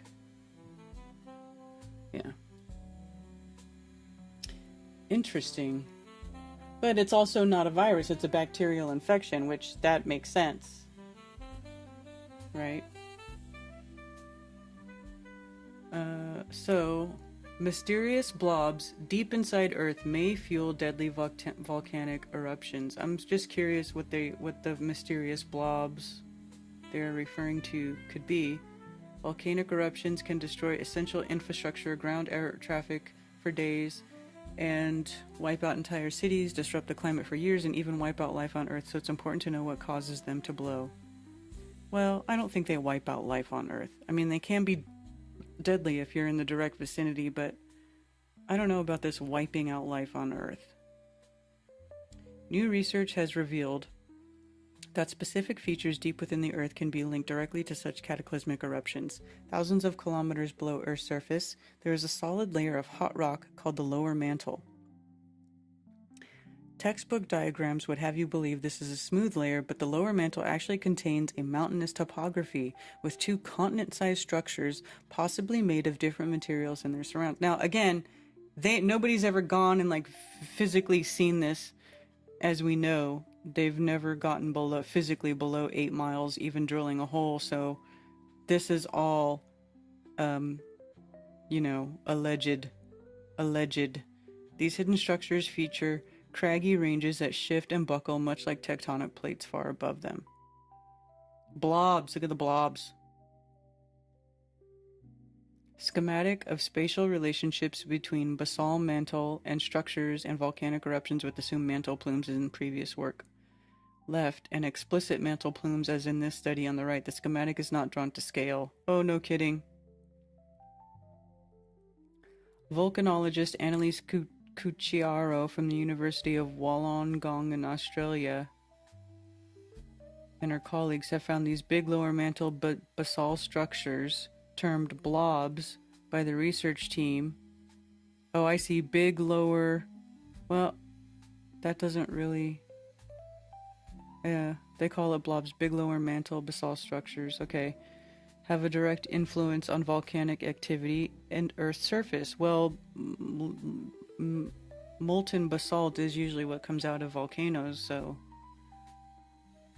When scorching columns of rock known as deep mantle plumes first rise from the depths of nearly 3,000 kilometers, almost 2,000 miles, we get the kinds of earth-shattering volcanoes that wiped out most of life on Earth and had an extinction of the dinosaurs. Oh wait, so now it's a volcano? I thought it was a big meteor that came from space and wiped out the dinosaurs. Now it was a volcano?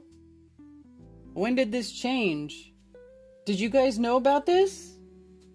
Did you guys know about this?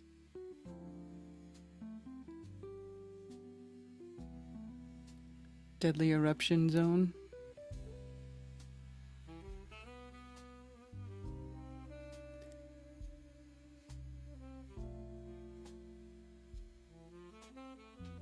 A few decades ago, we loved the whole herds or packs or whatever, prairie dogs from Colorado, and moved them to Texas.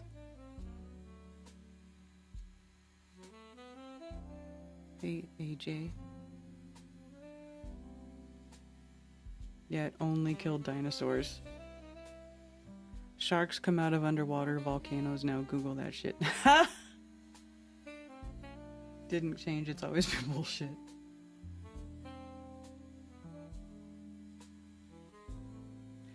Epstein files are in the same gaslit room as the moon landing telemetry data. The gaslighting is going up and down in said room, but when it goes up, it looks more like a blowtorch. The mass spread of the Black Plague in Northern Europe was caused by the church killing cats because they were witches.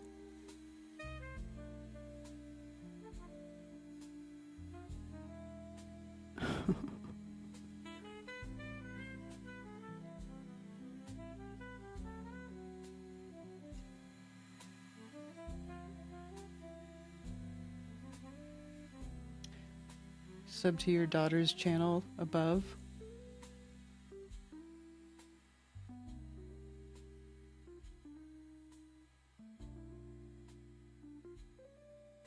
It's eons old. The air is lava.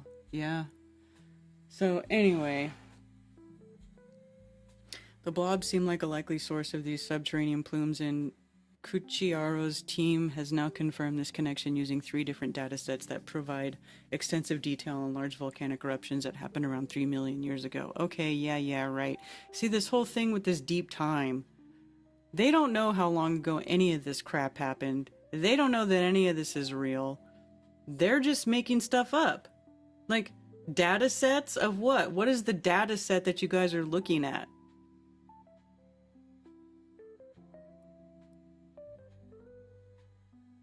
As much as they destroy, large eruptions also have the power to create, and knowing where they may occur, either historically or in the future, could also help us to find magmatic treasures like kimberlite and diamonds and minerals that could be used in harnessing renewable energy.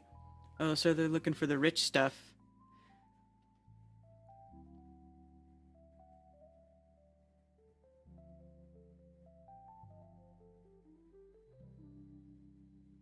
Although it does make sense that some good mineral growth would be happening near volcanic activity.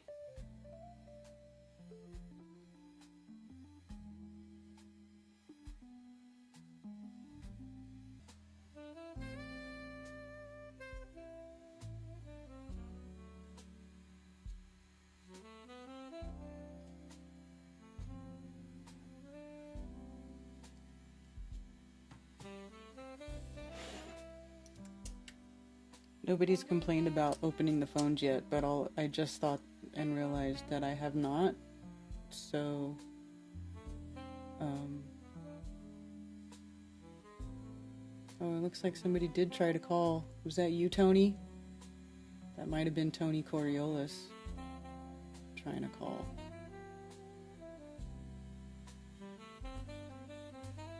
If I recognize that number.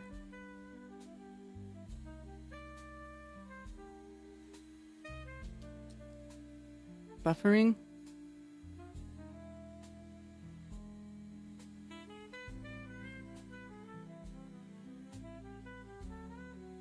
Ranches and farms need multiple cats, yeah. I'm cool with another cat. So, we have, the animal list is still growing. Thank you for calling Coffee Talk. You're on with Karen B. Hey, Karen B. It's Tony Coriolis. Hey, Tony. What's up? Hey. Not much. Just another day at work. I did hang out with Valley Parks, though, this weekend, so. Oh, cool. Yeah. You know how I've said I kind of go up to, like, an out-of-town place all the time, like, on the weekends? Mm-hmm. Yeah. So I just happened to I had a 3-day weekend, and then Valley just got her license and car, so it kind of worked out perfect, so. Very nice. Yeah, that's how I spent my weekend. That's awesome. Yeah, it was very cool. And then a couple things. Trevor7 was talking about, he said something about the lobbyists and how, like, they're bad and the whole system's corrupt. Totally. But how do lobbyists even exist? Like, how is that even legal? I don't get lobbyists. Yeah, I don't know either. There was something that they put in act that made it so that they could that they could exist. But I just am not versed enough to explain it right now. But I know that they did do something where they basically allowed themselves to be given money by groups. And it's like a full-time job to be a lobbyist. Like, it's such bullshit. Mm-hmm. I think I'm never going to meet a lobbyist in my normal life living. But if I ever do, I'm going to ask them a bunch of questions. But yeah, I'm so pissed at the whole system and lobbyists and everything. You know, I still don't get it. If anyone wants to lay out why lobbyists make sense, that's a call that you'd be okay with, right? Because I think it makes no sense. Says the legality of lobbying is rooted in the First Amendment's petition clause, which guarantees every citizen the right to petition the government for a redress of grievances. This clause ensures that individuals and groups have the protected ability to communicate their needs, concerns, and policy preferences to lawmakers. The courts have interpreted this right broadly, viewing it as a component of representative democracy where the government must be able to hear from the people it represents.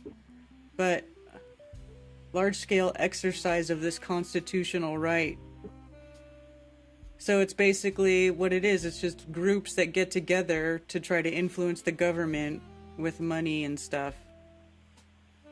Yeah, and those are always like the worst kind of people, like the people that go to the city council meetings.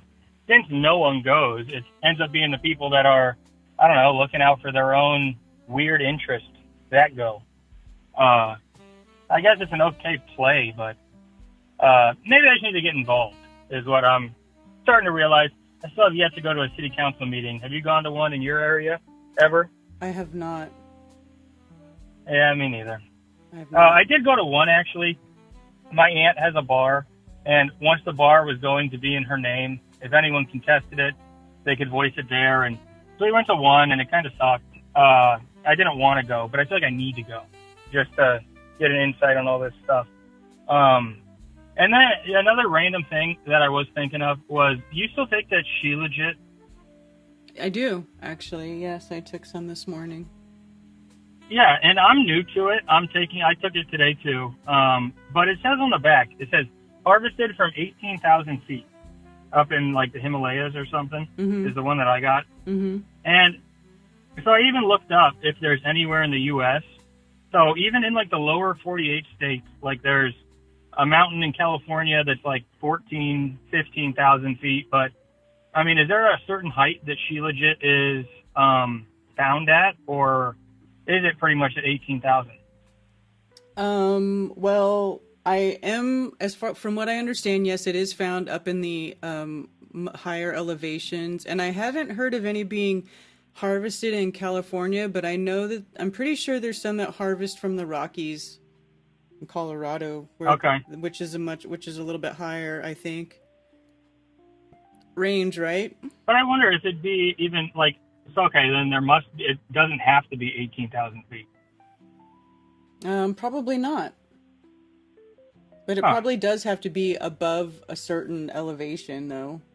I don't know what that would be. Yeah, that is what I'm thinking too. And so, I mean, is there anything to just being up high? Is that why it's harvested? Like, I don't know. How much have you dug on the She Legit stuff? I'm just thinking about it a lot.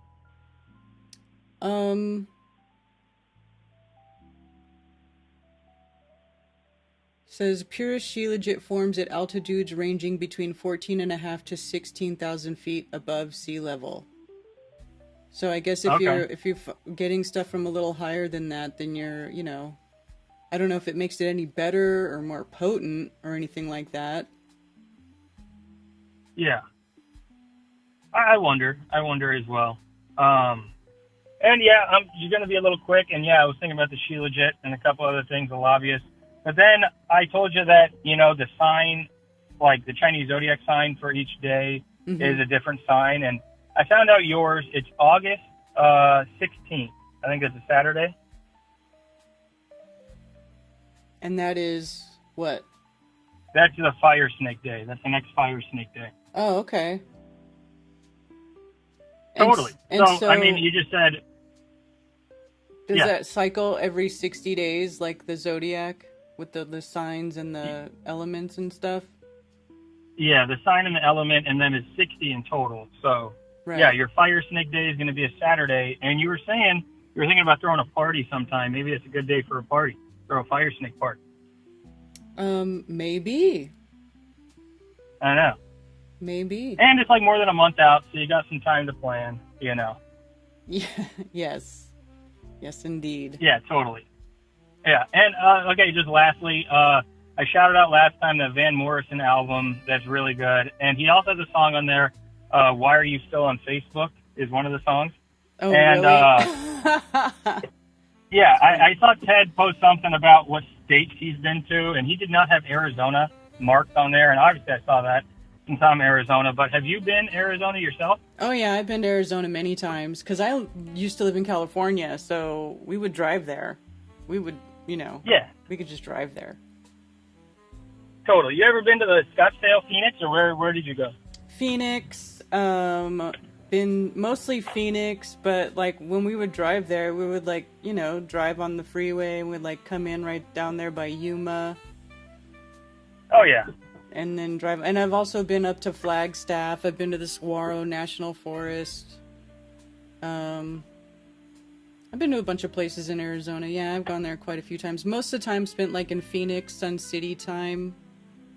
The most recent times that I've been there. But yeah, very cool. I was just wondering. But yeah, I'm off. I got to go pick up paint now to paint foul lines. One of my favorite things to do at my job. Oh. And I'm saying that sarcastically. Sorry, Bill Wool. But yeah, I don't like painting foul lines, but I got to do it.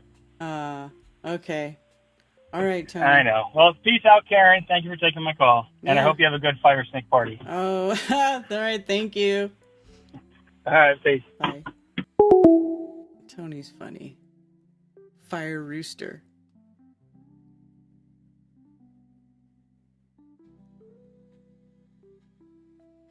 Fire friends.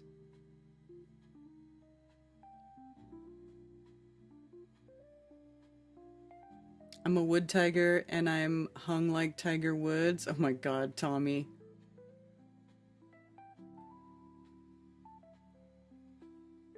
Quiche. Ooh, I love quiche. Quiche is easy. You just make a pie crust and you put the egg and whatever inside there and you bake it until it's done. Until it's like, until it sets. And it takes a long time to cook a quiche. Oh, but it's so good. So good. We have one cat, but just suggested that we might get another, and immediately 3 more showed up and now hang out all day by the front door. That's how it goes, man. You gotta watch it. You gotta watch it. Gotta be careful with that cat energy in the cat distribution system. Anyone actually stood on a corner in Winslow, Arizona? That's right, there's one of the 4 corners there. I don't think I ever went to the actual 4 corner spot. But yeah, I've spent a lot of time in Arizona. Rode some horses.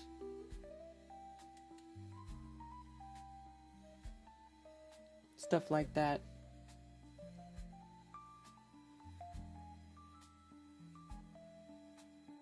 So then this website that I pulled up when Tony was bringing up that lobbying thing, the distinction between lobbying and bribery. This is with giving of something of value to a public official with the specific intent to influence an official act. This creates a direct and corrupt exchange where a vote for a specific decision is traded for a personal benefit, such as cash or a future job. Let's not pretend like that doesn't happen. Lobbying, in contrast, is legally defined as an act of persuasion and information sharing. Persuasion? A lobbyist's role is to educate and influence officials by providing data and arguments about how a particular policy might affect their constituents or industry. For example, a lobbyist might present a report to a legislative committee on the economic benefits of a proposed tax credit, which is a legal attempt to persuade based on the issue's merits. So, as long as you have like a little informational packet about the thing that you want to influence or put your persuasion on, you just have to do it official. Like, you can't just be like, hey, I'll give you money if you vote this way about that thing. Now, that's a bribe. But if you get a little packet and you make a little information thing, just, you can just have AI write it all up and you do a little educational thing. And then you make a donation. That's okay.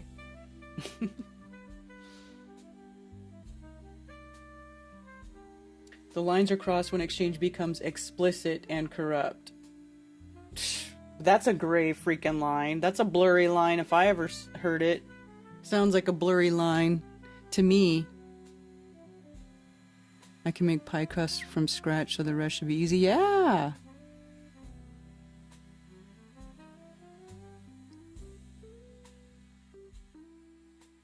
Ginger Tom.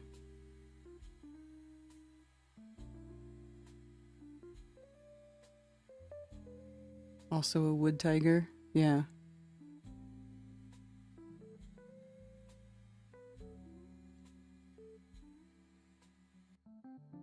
What are the main reasons you think they are spraying the sky? Who knows? They say it's to reflect the sun. I think it's to make it more important to make people feel like global warming is real or climate change is real. Or they're altering the way frequencies propagate through the sky.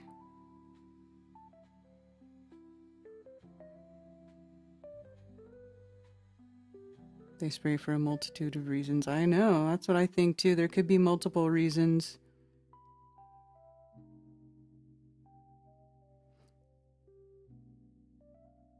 Listening to you in the car and your voice is coming through on the left and the right at different times. Yeah, that's because I have stereo mics.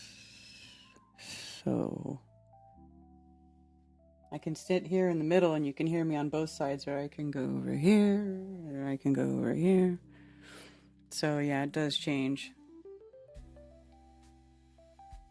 I kind of like it, but you know, some people don't. I saw this article too. It says this ancient child wasn't fully human and scientists now believe she was something else. Archaeologists unearthed this 5-year-old child's skull. They weren't prepared for what they'd find. A 140,000-year-old skull discovered in School Cave. Oh, isn't that interesting? On Mount Carmel, Israel, may represent one of the most significant findings in human evolutionary history. Oh, so they want to make us think, so in Israel, so okay, here we go. Let's see where they go with this. According to a new anatomical analysis, the cranium likely belonged to a 5-year-old girl whose parents came from 2 different human species, Neanderthal and Homo sapiens. Clues hidden in ancient bones. Okay, well that's not unknown. Excuse me, that's not an unknown. That's not something else. First unearthed in 1929 during early excavations at Skull Cave, the skull was one of the many remains recovered from the site, which included 7 adults, 3 children, and various other bones, representing a total of 16 hominins. These remains were historically classified as Homo sapiens. However, recent investigations suggest that the classification may have overlooked a significant hybrid features in at least one of the individuals. The girl's skull exhibits a mixture of traits typical of both modern humans and Neanderthals, leading researchers to hypothesize that her parents belonged to separate species. This analysis, led by paleoanthropologist Israel Herskovitz, centers on morphological indicators that cannot easily be attributed to a single known hominin lineage. Herskovitz and his team argue that this blend of anatomical features points to interbreeding between distinct human groups far earlier and more intimately than previously assumed. So this is like supposed to be, what, some evolution type thing? I have a long thought that hybridizations were not viable, and I continue to think that they were mostly abortive. This skeleton reveals that they were nevertheless possible, even though this little girl lived only 5 years, explained Anne Dambricourt of Human Paleontology. Earliest cemetery sheds light on burial practices. What makes this discovery even more remarkable is its context. The girl's remains were found within what may be the earliest known cemetery, suggesting that complex burial customs existed long before previously documented. What? You guys don't even know. You're just assuming it's 140,000 years old. You know what's funny is, like, they find these skulls and they're like, oh, it's X amount of years old. And then, you know, you'll listen to or you'll read about them finding giant bones of unknown mystery animals, like up in Alaska or something under the permafrost. And then they say, like, as soon as it thaws out, it just starts disintegrating. So it's like, I guess it's just, that would be dependent on the environment. But I don't know how they can assume to know how old anything is. Spraying the ground.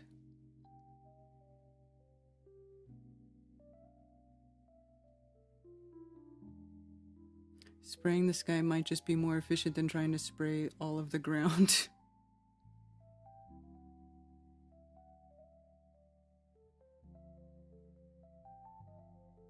Terrain flammable. I mean, who knows? I was looking, do you guys remember I was looking at like the ingredients in jet fuel and they have biocide in there. Like, why would jet fuel have biocide? I still don't understand the logic behind this.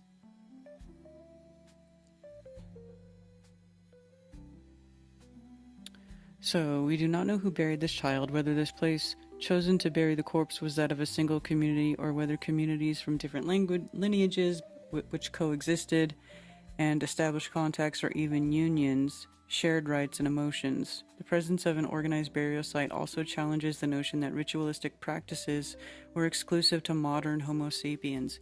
If the child was indeed a hybrid, then both Neanderthals and early modern humans may have shared symbolic behaviors, including structural burial. Thank you for calling Coffee Talk. You're on with Karen B. Karen, Hi. how are you? Good. What's up? Hey, I got 3 things for you if you got time. I'll be fast. Mm-hmm. Did you hear this? That Disney World, is it Disney World in Florida, right? Disneyland's in California. Yes. The Disney World land is owned by the Queen, by King Charles now. Have you ever heard that? No. DeSantis was trying to make them lose their status. They have like a status like a church. Somehow they get a better tax deal, and he was shot down by King Charles because the crown owns the land. How'd you like that? How did that Interesting, come right? about? Yeah, I don't even. I wonder how that happened. Yeah, I don't know how long ago, right? Must have been way before Disney World was even there, or just before. Anyway, I just heard that the other day. And you're just talking about chemtrails. My theory on that is they're dumping waste on us too, along with the silver oxide, the barium, the strontium, everything they're spraying on us. I also think there's a waste product, just like they do with fluoride. They can't get rid of it, so they dump it in our water. Fluoride they can't dump in the ocean; it kills everything. So I assume that they would take advantage of spraying it over us, some kind of waste product that they can't get rid of. I can't prove it. That's just a theory I have. And then lastly, sorry, am I going too fast? No. Trying to be fast. Have you ever heard of this guy, Taylor Welch? I was listening to an interview with him. I'm only an hour into it. But he explains kind of the secret societies and the hierarchy.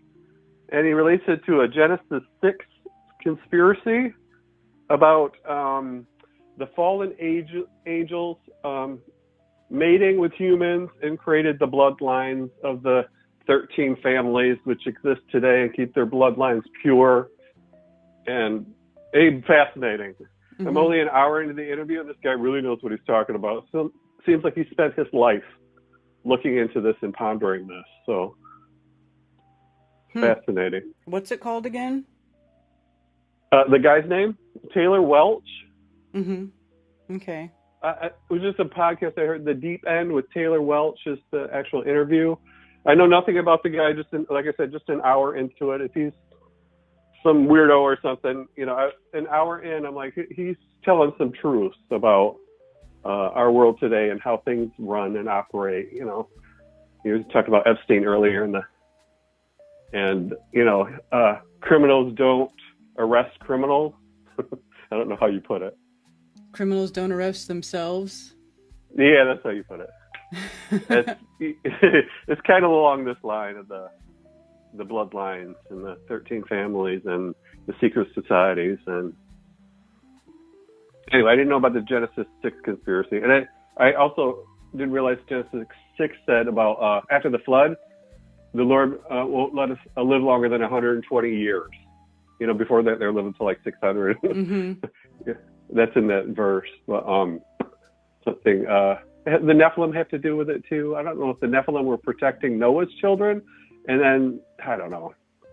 I'll have to think about it more. But apparently, the top of the food chain is the Rosicrucians. I'm not saying the word right? The Rosicrucians. The Rosicrucians. Yeah, apparently the top of all of the secret societies, in this guy's opinion, Taylor Welch.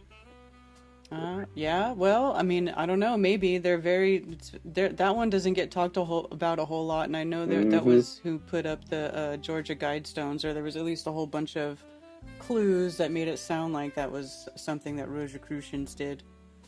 Oh wow, I didn't know that was linked with the Yeah, Georgia like Guidestone. the person who allegedly went and commissioned the stonework for the Georgia Guidestones, was his pseudonym was R.C. Christian. Oh, gotcha. So, I mean, possibly. Oh. Yeah. Anyway, fascinating. You know, I'd love to go down new rabbit holes. And I never heard of this Taylor Welch guy. I was listening to the interview. I had saved it, and I'm like, wow, he's putting some stuff together. I get goosebumps when I hear new info that seems to be true to me. Like, because I've always been interested in, you know, the Bohemian Grove and all of that. Yeah. Can't name them all, you know. The Knights Templar, yeah. But that's all I have. I just wanted to put that name out there, Taylor Welch. Mm-hmm. Fascinating. Yeah. Oh, and maybe one last thing. You tell me when to get off the phone. I think it was Boston Rob last week or the week before was talking about COVID. I always had a theory. It was a revelation, a great unveiling of your friends and neighbors and, you know, people in general, of who put on the mask, who took the shot. That was a blessing from it to me. If there was anything to take from COVID and the pandemic, it kind of exposed the people who go along to get along. Mm-hmm. So, anyway. All right. Well, that's all I had, Karen. I won't keep you. I know that long call was 45 minutes. I won't do that to you again. All right. Thanks for calling. All right. Have a great day. You too. All right. Bye. Bye.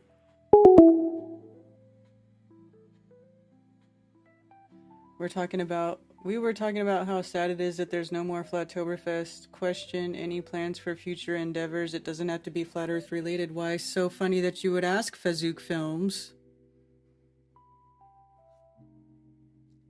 Because there is an event. Wonderful question. Something in the works and very close to you. More info coming very soon. Yes.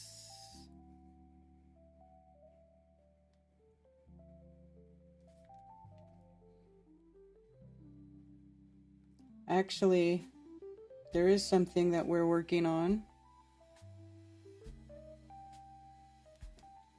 I think I can share it. I'm going to share the website. Why don't I share that right now? So there's this thing that's being planned. It's called Esoterica. And it is happening in October. And it is a music and arts festival. So it is not a speaker heavy event, but there will be people there who are presenters or content creators. And rather than sort of like a big stage and an official, like, all presentations, what might be going on at this is where they'll have little break-off sessions, there'll be a schedule, and the talks will be more intimate. It'll take place like under a pavilion or something by the creek. It's not going to be like in a big room with a whole bunch of people and a big LED screen. It's going to be much more intimate.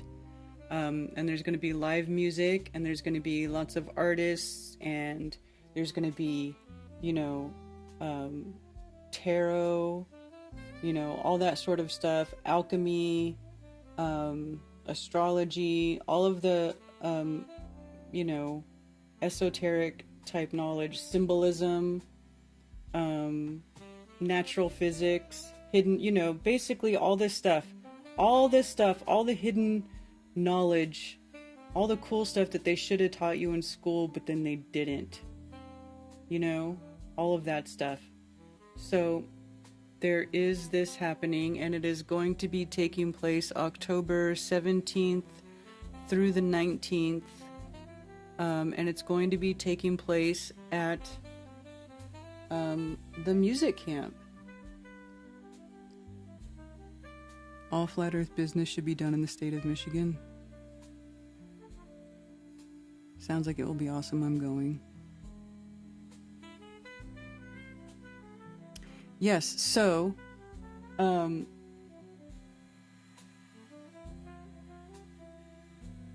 can go to this website. It's esoterica.world. The music camp is a 55-acre property in Spartanburg, South Carolina. And so here is a map. This page has all of the relevant information, instructions, parking passes, camping. There's camping and non-camping options. There's hotel information. There's also a little tab to buy tickets if you want to go. There's a featured tab. We have Chief Crow is lined up to play, it looks like already. Watson Atkinson, Chris Crum, and Alex Lowry.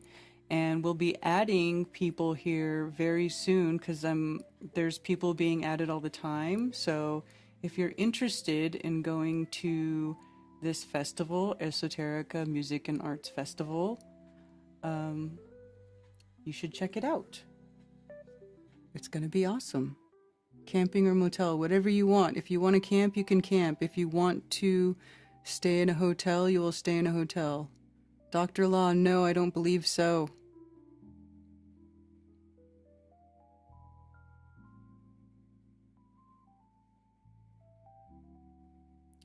From what I understand, Marty isn't doing conferences anymore or festivals or anything like that, so not that I know of. Good thing I didn't pay attention in school. Oh, and Austin Whitsitt is confirmed. That's right, Cammie, I forgot about that. So yeah, there's going to be people added. Well, I don't know about Law. Let's talk about that privately, please, okay?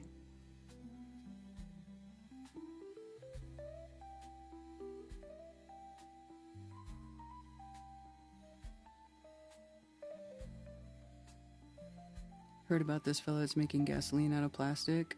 I think I have heard that. Biblical timeline 5785 most likely.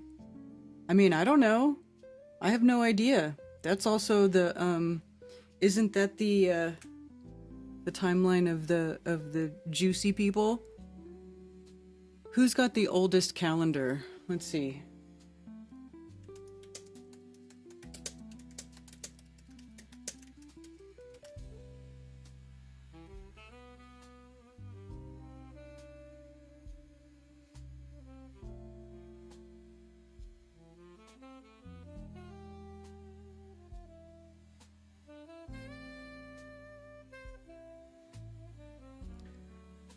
Oldest calendar found at 13,000-year-old temple in Turkey. So is this supposed to be at Göbekli Tepe? Carvings chiseled into a large stone pillar in Turkey, nearly 13,000 years ago. May be the world's oldest sun and moon calendar, a study suggests.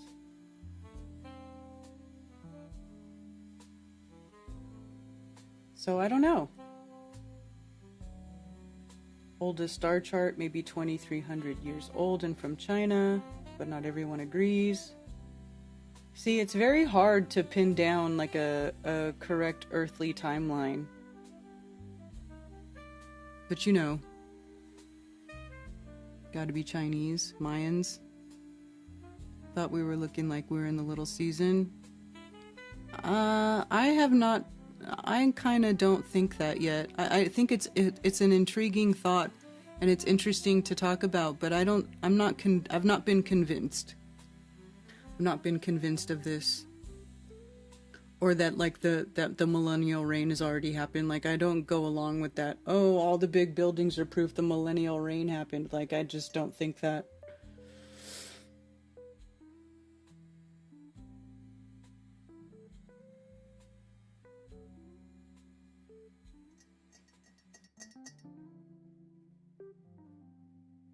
I thought the Chinese one went back 26,000 years. I don't know. See, that's what I'm saying. I don't know. I don't know. It's, you know, what's the oldest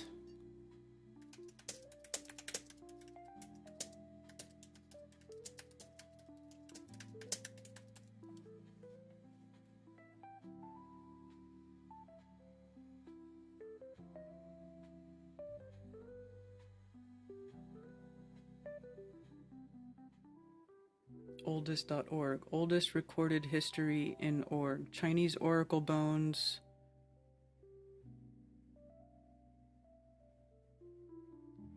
Oracle bones from China contain ancient inscriptions that date to around the late 2nd millennium BCE, before Common Era, or also before Christ. Before Common Era is the same thing as before Christ, so 2,000 years before Christ, before Common Era. So that would be like 4,000 years ago. Oracle bones were used for divination during the Shang dynasty.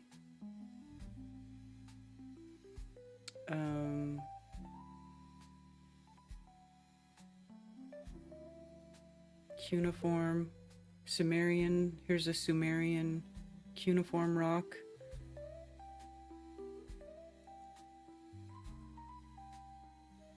The oldest legal code or Bill of Rights ever discovered comes from the Sumerians and is known as the Reforms of Kagina. The reforms were inscribed into clay cones that date between 2500 and 2340 BCE. So even these are not going beyond like 4,000 years, 5,000 years. So maybe. Here we go. Here's a payslip, beer payslip, 3000 BCE. In 2016, a 5,000-year-old Sumerian cuneiform tablet from the ancient city of Uruk, what is now Iraq, was revealed to be a payslip. The most interesting about this payslip is that it says that workers were sometimes paid with beer. According to archaeologists, the tablet has a cuneiform symbols for rations and the conical vessel that represents beer. The other markings on the tablet make note of how much beer was owed to a specific worker. Compensating workers with alcohol wasn't a practice unique to the Sumerians, and the Egyptians also paid workers with beer for working in the pyramids. While it may seem a little odd to our modern customs, paying workers with beer was sensible because it doubled as a food source. It was loaded with starches and nutrients. Well, I was going to say, I mean, a lot of people, haven't you seen the bums or whatever with the signs that says will work for beer? Like, it just goes to show you that things haven't really changed much in 5,000 years.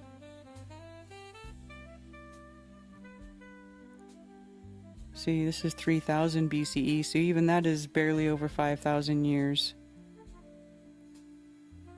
Who knows? So, I don't know if we'll ever really know the answer to when Earth began or came into existence.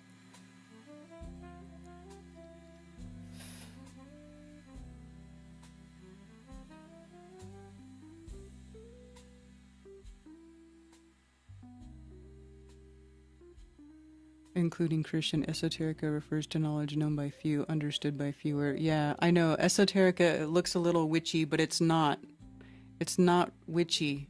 It just means knowledge known by few. That's all it means.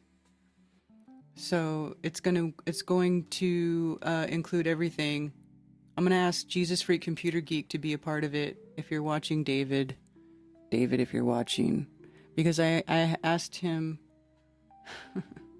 Not like this is just my thing, though, by the way. This is put together by a small group of people, and I'm just part of the group.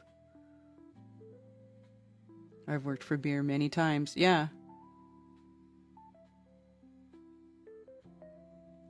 What is the most powerful frequency for music? 528 hertz for love and healing. Well, it's whatever you want at whatever time you feel you need. I like 528. That's one of my favorites. Can we have witchy? You can have witchy. Good witchy. Not bad witchy, though. We're only good witchy, not bad witchy. We just want to demystify certain things, because, you know, that's just what we do.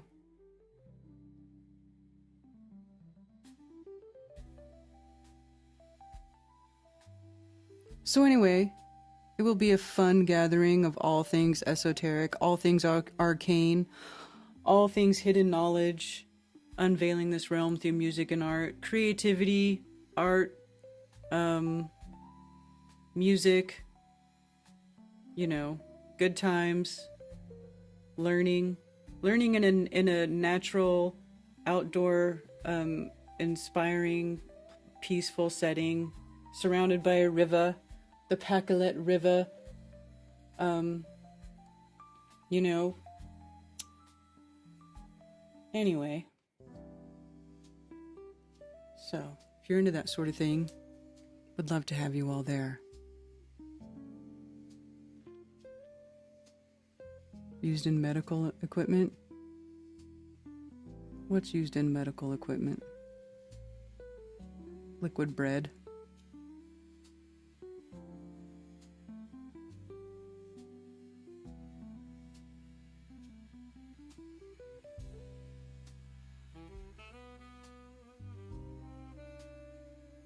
We're planning on going. This week I'm going to put in for my time off for work for that weekend. Sweet, Billingtona. It will be great to see you again. And, the alchemist chick.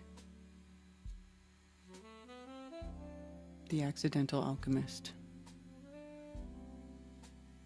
Even though Karen's assisting the event planner, super nice that she finally gets to just enjoy an event without the worry. Well, yes. It is nice to be part of a group rather than doing everything by myself.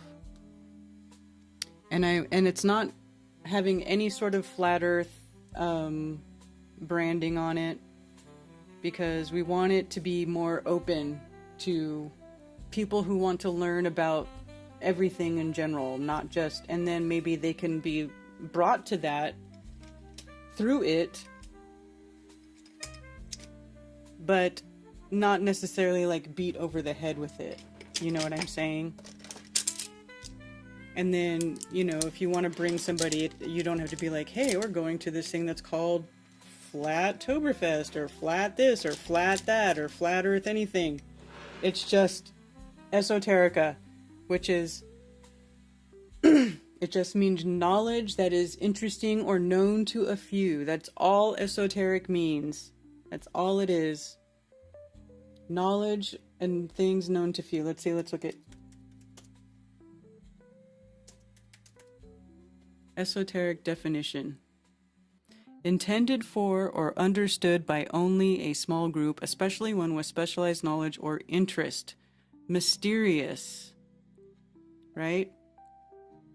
Relating to or being a small group of specialized knowledge or interest. An esoteric circle.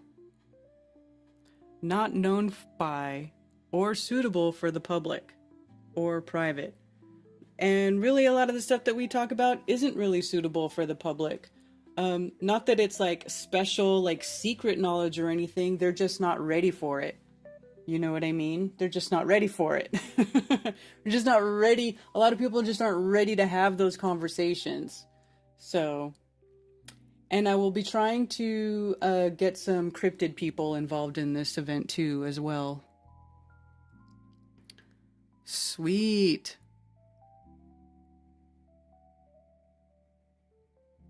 The mysteries, Gnosis, yes. October 26th is your birthday. Sounds awesome. Yes. So, we're redoing, we're re-attempting to have the festival at the music camp.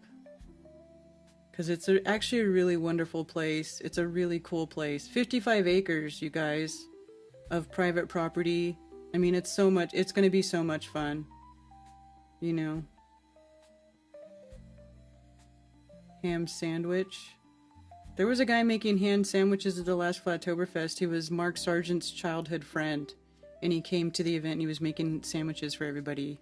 He's a really nice guy. I can't remember his name, but he's cool. If you're listening, shout out to you, dude. You were cool. So yeah. We're gonna have Dr. Law there too. Will there be merch booths? Yes. Yeah, and if you guys want to do something, you know, that would be cool too. I don't know if you do anything like that, but, you know, whatever. I know, Ben, we're gonna miss you. We will miss you. but we understand, and we wish you the most plentiful of harvests, my friend. I had one of his sandwiches. He was cool, and I also forgot his name. Yeah, he was cool, but he was the guy that grew up with Mark Sargent. And yeah, he was making everybody sandwiches. Anyway, it was cool. It was fun. I think it'll be a great time. What time is it? 12:15. It sucks and it doesn't. Sad I learned there was an event, so I didn't plant around it, but I'm happy my garden is looking spectacular. Yeah. Yeah, it's all good. So, yeah, so that's going on. End of October. It's a wonderful time of year here at that time. Anybody who's been to any of the southeastern events that happened in late October before, you know the weather is always very pleasant. It's not too hot. It's not too humid. It's actually really nice. It's like, early fall weather. So we think it'll be a blast, of course.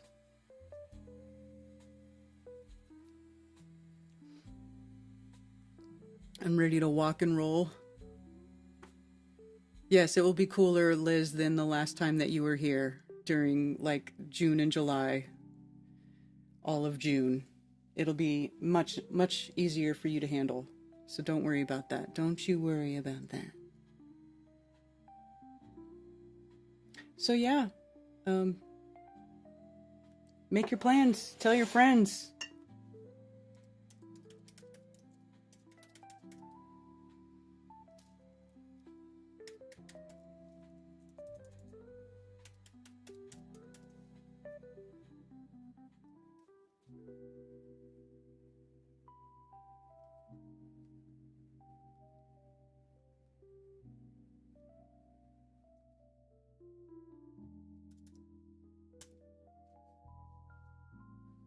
Still bringing your fan. Very enchanting time of year. Yes.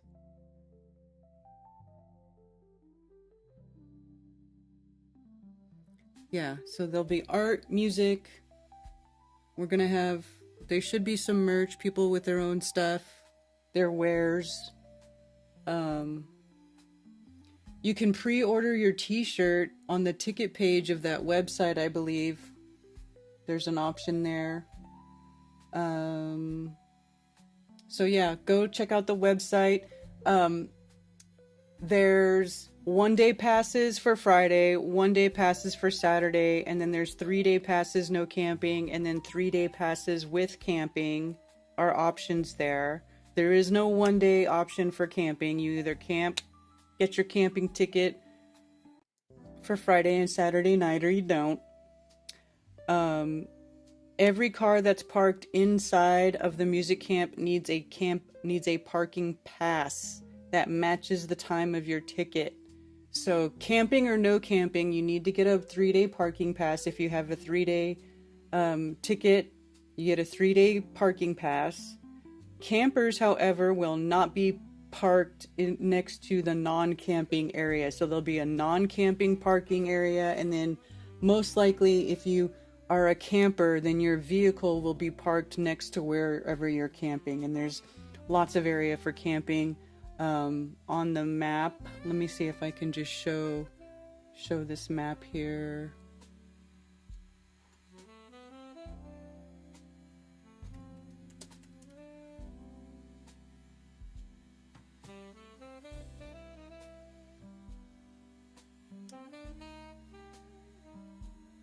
So on this map, so like all down here by the river is all camping areas. Okay, all down here, and it's big.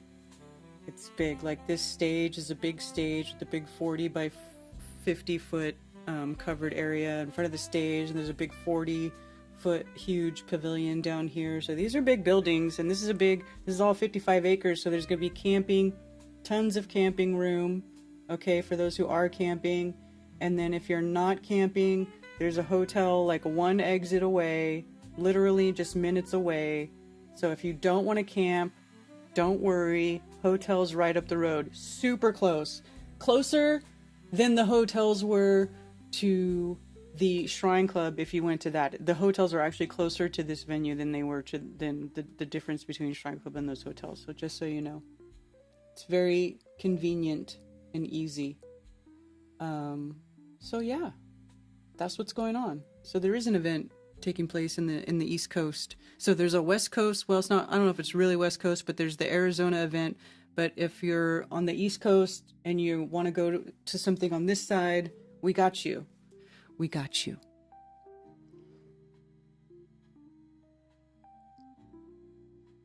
It is only linking in the USA. Server can't be found. What? I don't know. I don't know.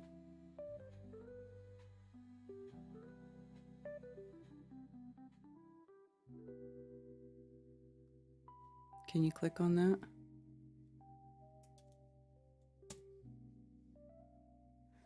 No, you don't have to camp right next to the river, but it's like, it's not like right on the river, but it is. You'll see. You'll have to see it.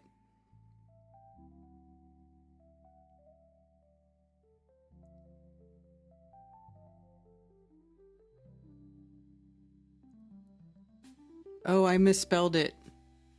I misspelled it when I typed it in there. My bad. That's my fault. Thank you for catching my typo. I typo all the freaking time.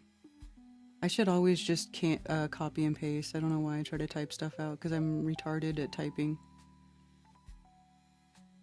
Trump just dropped a bombshell, says Epstein is still alive. Get out of here. Come on.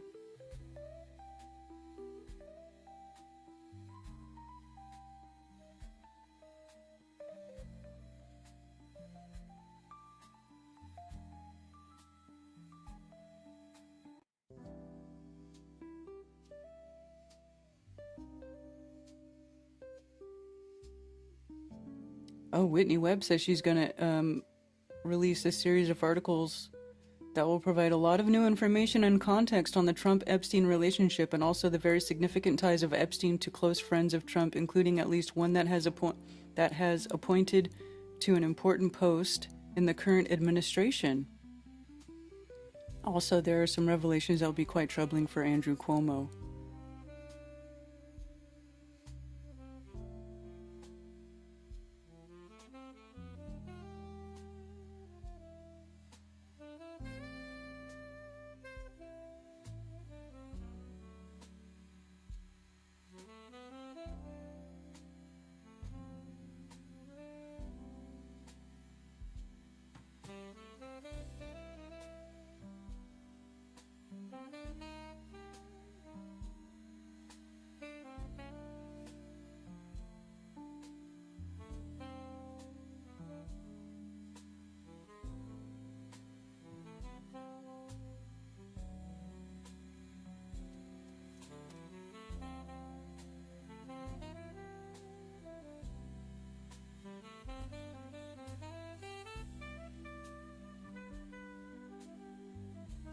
Well, they didn't post it here.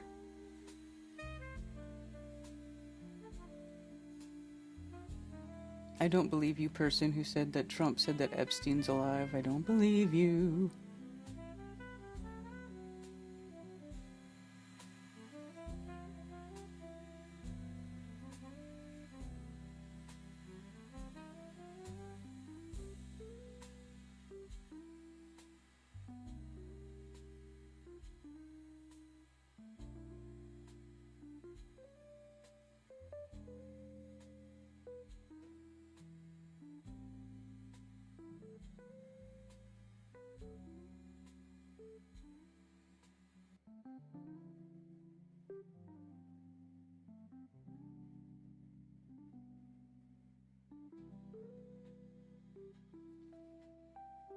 That's right. That's the other thing. Doug Mills, the same guy who took this picture of Bush in the classroom when he was being told that we were under attack on 9/11, is the same guy who allegedly took the picture of Trump with the bullet whizzing by. Like, that's allegedly supposed to be the bullet whizzing by right there.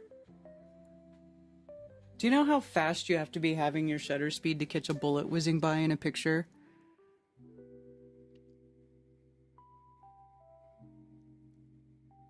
I've been watching that Geo Models channel, so I'm super aware of terrain now. Oh, I know. That's a great channel.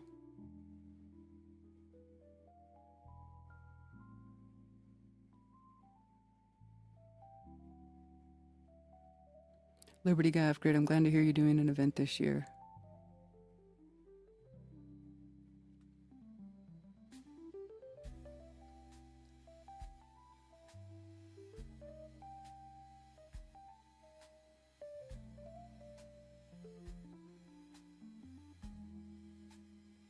Are pets allowed at the event? Like, what kind of pet? I mean, they allow dogs in the music camp, but you know, just make sure your dog's not a psychopath and clean up after your dog and take care of your dog and all that stuff, obviously. But yeah, if you're, I don't see a problem with dogs coming. Only good pets allowed. Exactly, Valley Parks. Seriously.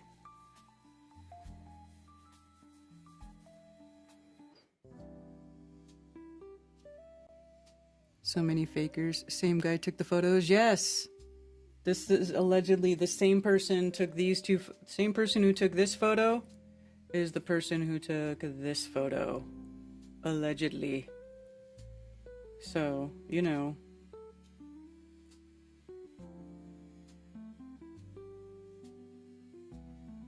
Have you ever seen a new graveyard open? Where do all the bodies go? Serious question. Well, a lot of people cremate because it's so much less expensive than buying a plot and actually burying somebody in the ground. Now, I still see people get buried in cemeteries around here. In fact, there's like a cemetery right around the corner, and every once, you know, not every so often, they're burying somebody there. You know, I think what it is that it's just so much cheaper to cremate. It's just that's why. That would be my answer. Let's see what people answered this tweet. Graveyards are a scam. Bury grandma in the backyard. No property tax, right? That too. Incinerator after being stripped of parts. Yeah.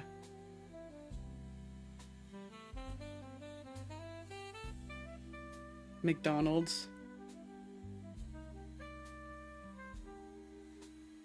So funny. Microneedle nasal deliverance. A swab delivering crap up your nose. Yeah, man, I never swabbed my nose. I never participated in any of that bullshit. And thank freaking God I didn't.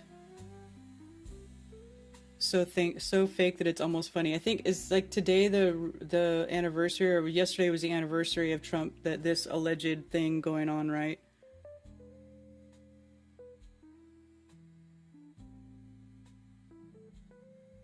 I mean, his ear just looks like it's got red stuff on it right there. It doesn't even look mangled or anything. And remember, then he was like healed, miraculously healed super fast when it was like the cartilage on his ear. I mean, there's people who look at people who do like fighting for a living and they have like cauliflower ears. Shouldn't Trump have a cauliflower ear where the bullet destroyed the cartilage on his ear? I mean, I don't know.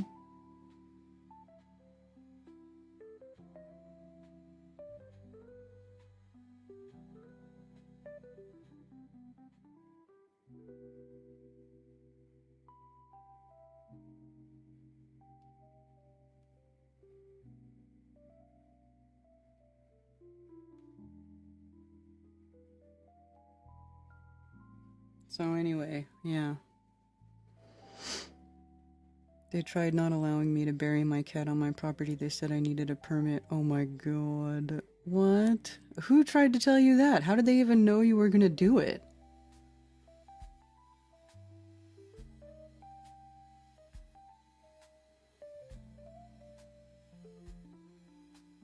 Social Security only pays enough for cremation unless you have a private burial policy.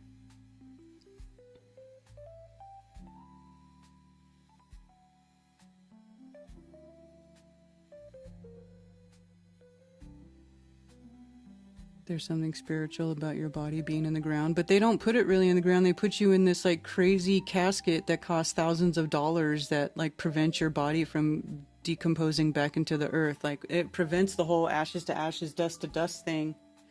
I'm actually okay. I think I would like to have a funeral pyre. Just build a big pyramid of wood and put my body at the top and set the whole thing ablaze and just let it ashes to ashes, dust to dust, baby. I'm okay with this.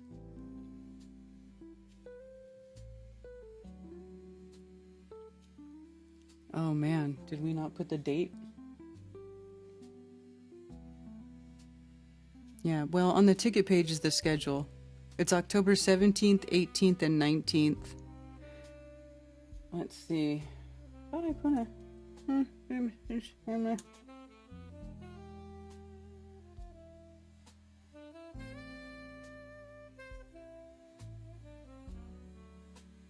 I'll fix that later. I'll fix that later.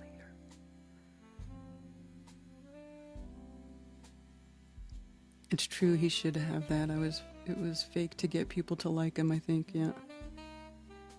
Why would you even ask anybody if it's okay? I know. They make you sign a thing at the vet? Jesus. Note to graphic designer here, we need to date the front page, yes. I don't think that they can clone people. I don't think cloning's real.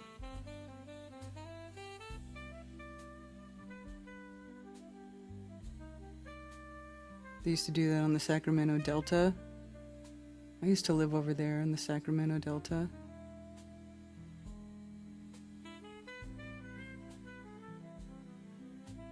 Yeah.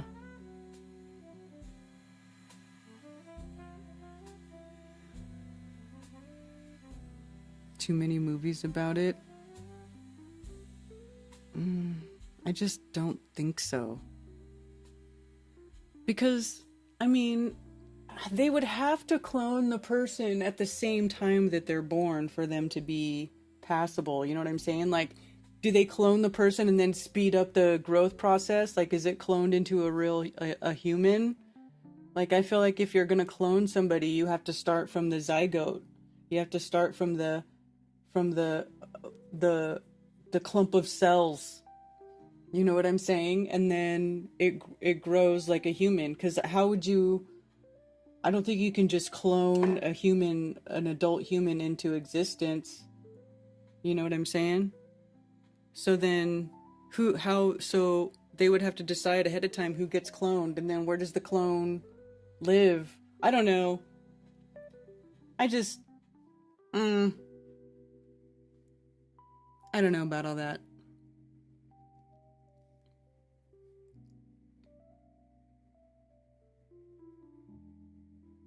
Cabbage Patch Kids.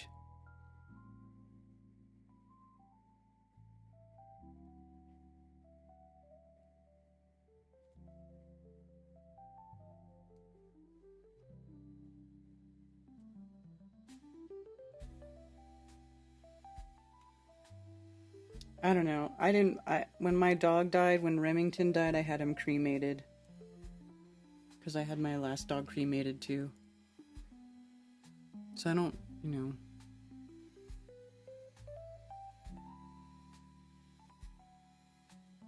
Was there something in the old articles about Rh negative being a problem with cloning?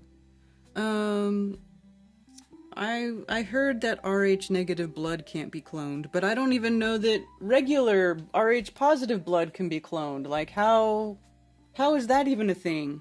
I don't know. Show me some shit. Change my mind. Cloning's not real. Change my mind. Show me something that will change my mind. I'll look. Send it to me in my email, KarenBFE@protonmail.com.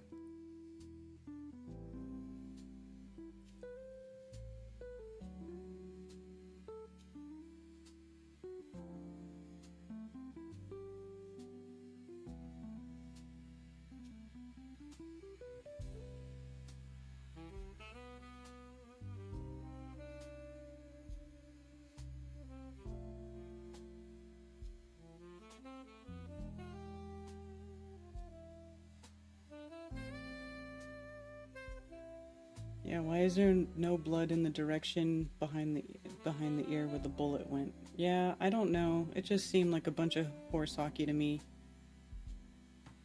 Saturn worship, yeah.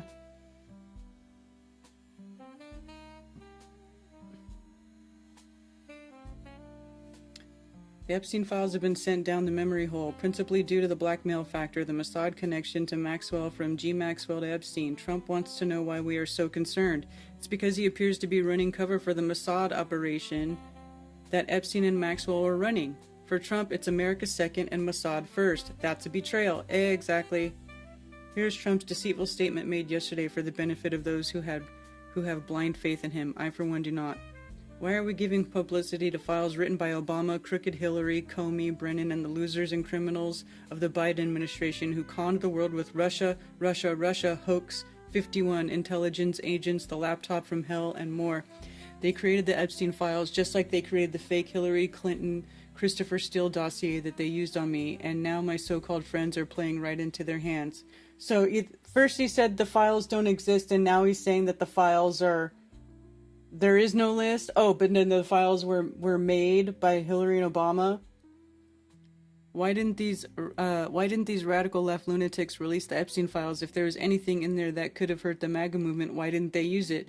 They haven't given up on the John F. Kennedy or Martin Luther King Jr. files, no matter how much success we've had securing the border, deporting criminals, fixing the economy, energy dominance, a safer world where Iran will not have nuclear weapons. It's never enough for some people. But the reason that the politicians on the left didn't release it, because they're in it too. They're in it too! Like, it's so dumb that that's even, like, used as an argument.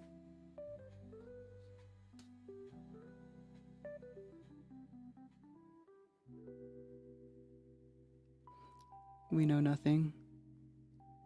Interdimensional cat. The movie Multiplicity comes to mind when I imagine what they can do with cloning each one as dumber. Right? There'd be some sort of degradation. I'm skeptical about cloning. Yeah. Seriously. Show me something convincing about cloning. The first Hindus did not believe in reincarnation. If I made an observation, burial logically goes with the belief in resurrection, and burning goes with reincarnation.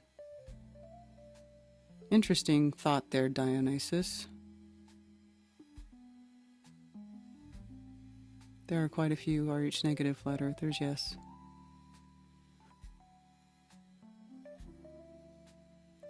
With the big push to change genders, they should be experimenting with organs.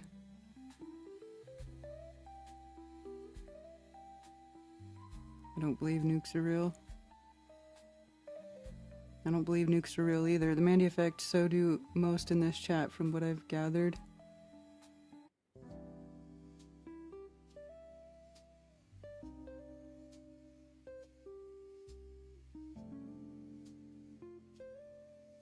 O negative. I'm A negative.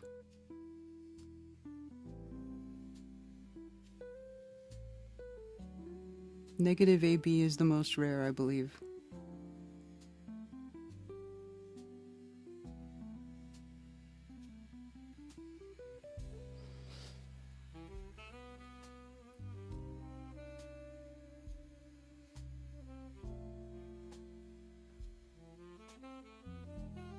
Yeah, now supporting a jihadist who killed American troops in Iraq and is now the head of Syria. Yep, they removed... Remember that guy was like on the most wanted list, and now he's being supported as the head of Syria. The guy was a terrorist. I mean, it's just... It's crazy, the stuff that's been going on. Trump is losing credibility fast to his bondage to Israel first and the priorities at the foreign nation and government over the best interests of America.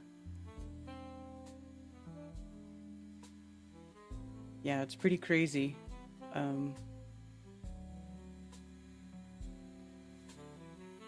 I mean, it's... You can't make this stuff up.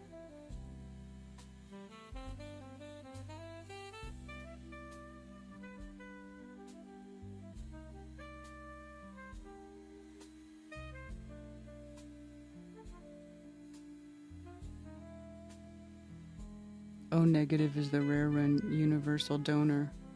But it's not the most rare as far as the negative blood types? Is it?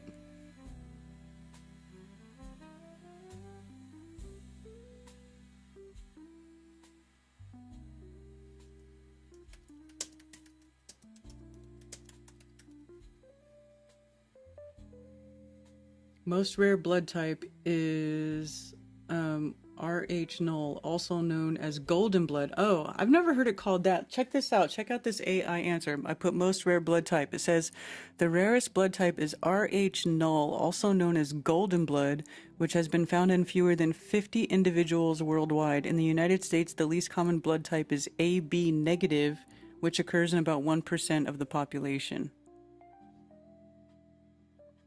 Overview of blood types. There are 8 main blood types classified under the ABO and RH systems. Rarity of the blood types. O positive, 36% of population. O negative, 14%. A positive is 28%. A negative is 8%.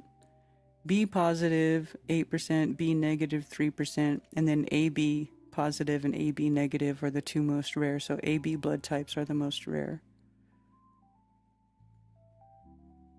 AB negative is the rarest of the 8 main blood types found in only about 1% of the population. RH null, which is known as golden blood, is even rarer. What does that mean, RH null? This blood type lacks all RH antigens, making it extremely valuable for transfusions, especially for individuals with rare blood types. I didn't even know this was a thing. RH null lacks all RH antigens. That's interesting. That is interesting. Have you heard of this, Cammie?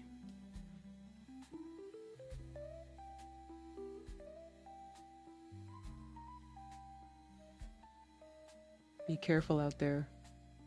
Yeah. Who raised all the children after the flood? Well, if you believe the Bible, it was Noah's 3 sons and their wives.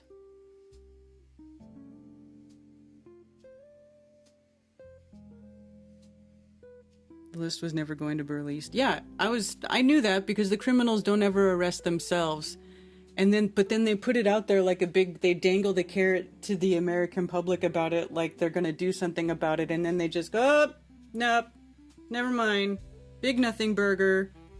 You know, it's just, they're basically letting everybody know. Basically, I feel like it's one of those, I feel like it's like one of those type of situations, like, you know how when they build somebody up as like a voice for the people, like, and then they tear them down?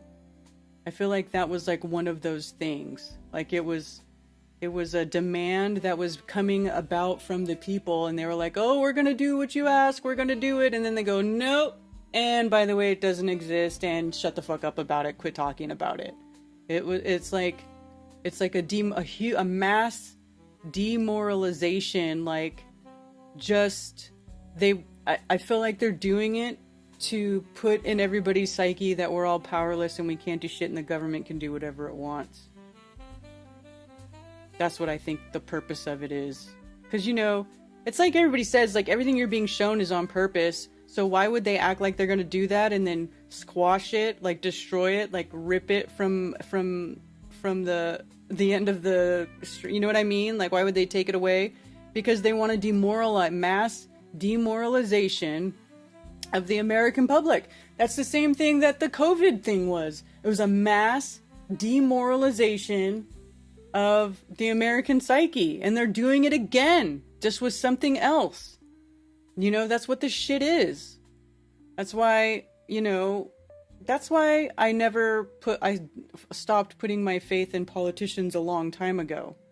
That's why I stopped voting. That's why I just, you know,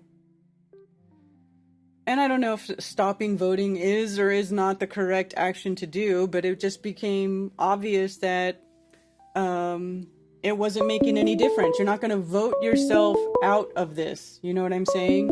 It's going to take more than that.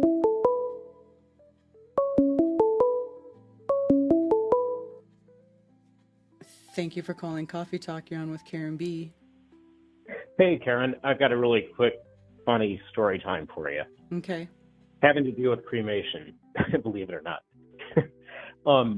Way back when I had my house in Seattle, both of my dogs I had cremated when they died, and they put them in a really nice container and everything, but they I don't mean this to sound disrespectful to my dogs or anything, but they did end up on top of my refrigerator for whatever reason.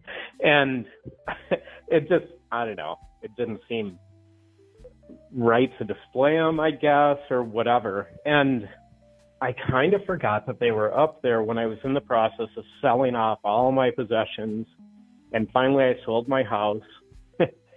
I sold everything, as you know, and moved to Asia. So it had been quite a long time since I had my dogs cremated. I just forgot they were up there. And it was literally my last night in my house that I'd lived in for, 10 to 15 years, 10 years, I think it was. And I was a little bit bummed. It was the end of an era, so I had a few beers. And I was just doing one final pass-through late at night, at like midnight, of my last night in the house. And I happened to look on top of the refrigerator. And thank God I did, because my dogs were up there. And so I was like, oh, shit, ruined lad, I'm so sorry. And so I went on a little buzzed walk with Rue, and I took her. I lived in a beach community in West Seattle, and so she loved going down to the beach. So I just scattered her ashes as I walked down to the beach, and the rest on the beach. And I put a little bit in my truck that she loved, and that was being sold too. But I just put a little bit under the seat. And then Lad, which is a Bernese Mountain Dog, so it's a substantial amount of ashes with him. I put him under my cherry tree in the backyard. He used to love laying underneath there and chewing the pits. Like all summer long, he loved chewing the cherry pits. So I scattered his ashes in the gravel all around the cherry tree.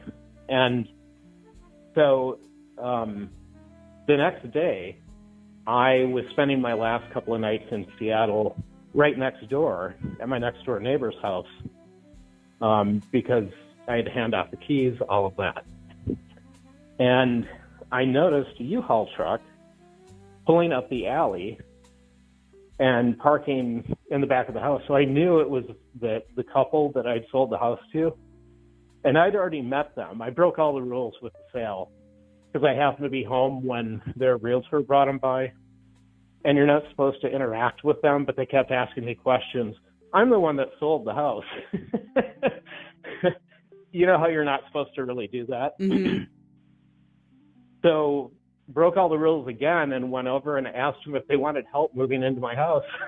And so there I was spending the day helping them move all their stuff in the house. And I'm like, oh, the Christmas decorations go here to the shelves in the basement. And just kind of orchestrating.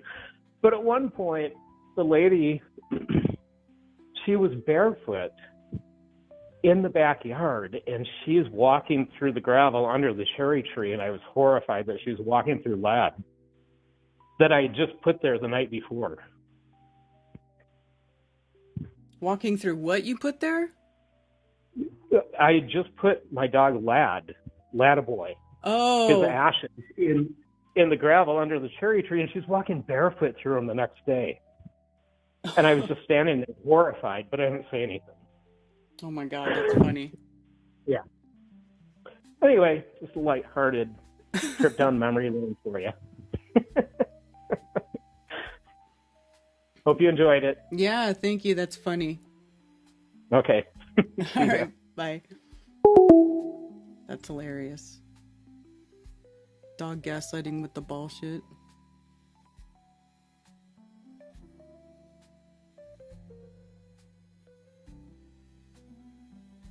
burning the body may be a con. See, I don't think so. I think your body is just it's a temporary vessel. You know? It's temporary. It's just an antenna. It's an antenna. Why would you do that to somebody? Take the ashes with you?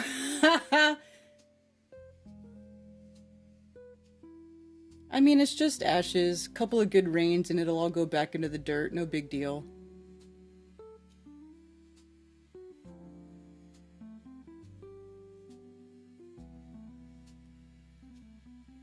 No big deal.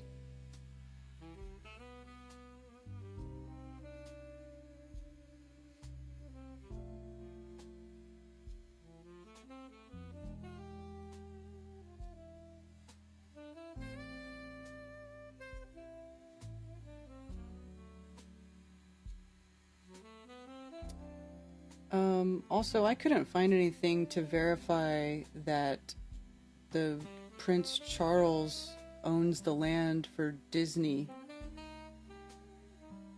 Well, it's like King Charles, Disney World,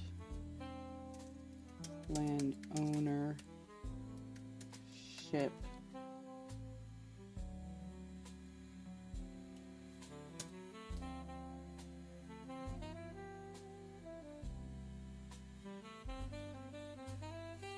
Okay, here, let's see what this says.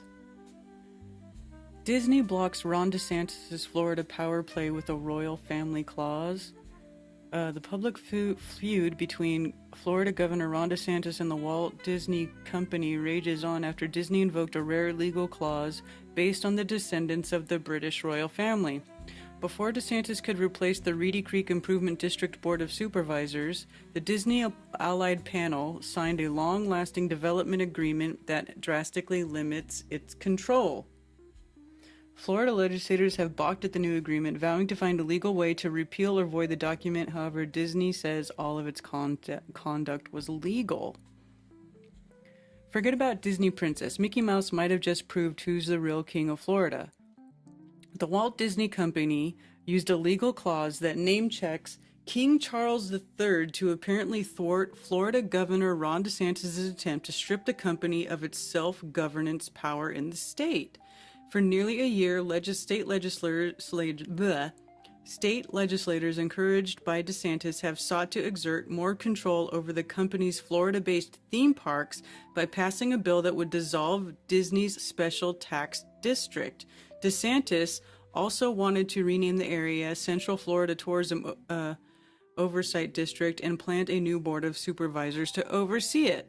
Until recently, there had been no major public discussions about dissolving Disney's long-established special district, which it's occupied for 55 years, leading DeSantis critics to question its timing and the speed at which the governor acted against the company.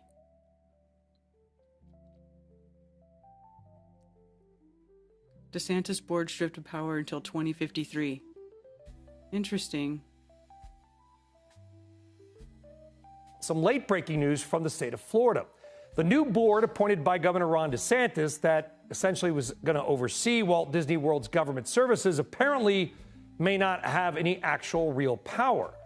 That is because the day before the new board took over, Disney pushed through quiet measures that would heavily limit the new board's authority for at least the next few decades, thus, I guess, giving the power back to Disney.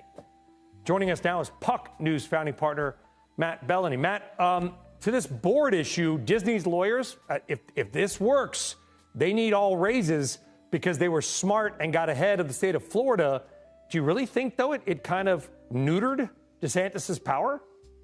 Well, that's certainly what Disney thinks. And I know that they have a very robust legal department that reviewed this very carefully. And they were conspicuously quiet over the past few months. And now we see why. They have essentially inserted language in this contract that prevents this Ron DeSantis board from essentially doing anything that would impact Disney when it runs this Reedy Creek district. And that is in direct contrast to what DeSantis wanted to do in putting all of his cronies on this board. They essentially have their hands cuffed by Disney. And if this works, it is quite the move by Disney. Yeah, listen, I'm not the great poet, philosopher Forrest Gump, but to quote him, I'm not a smart man. But I will say this, Matt, I'm smart enough to know I don't think DeSantis is going to take this sitting down.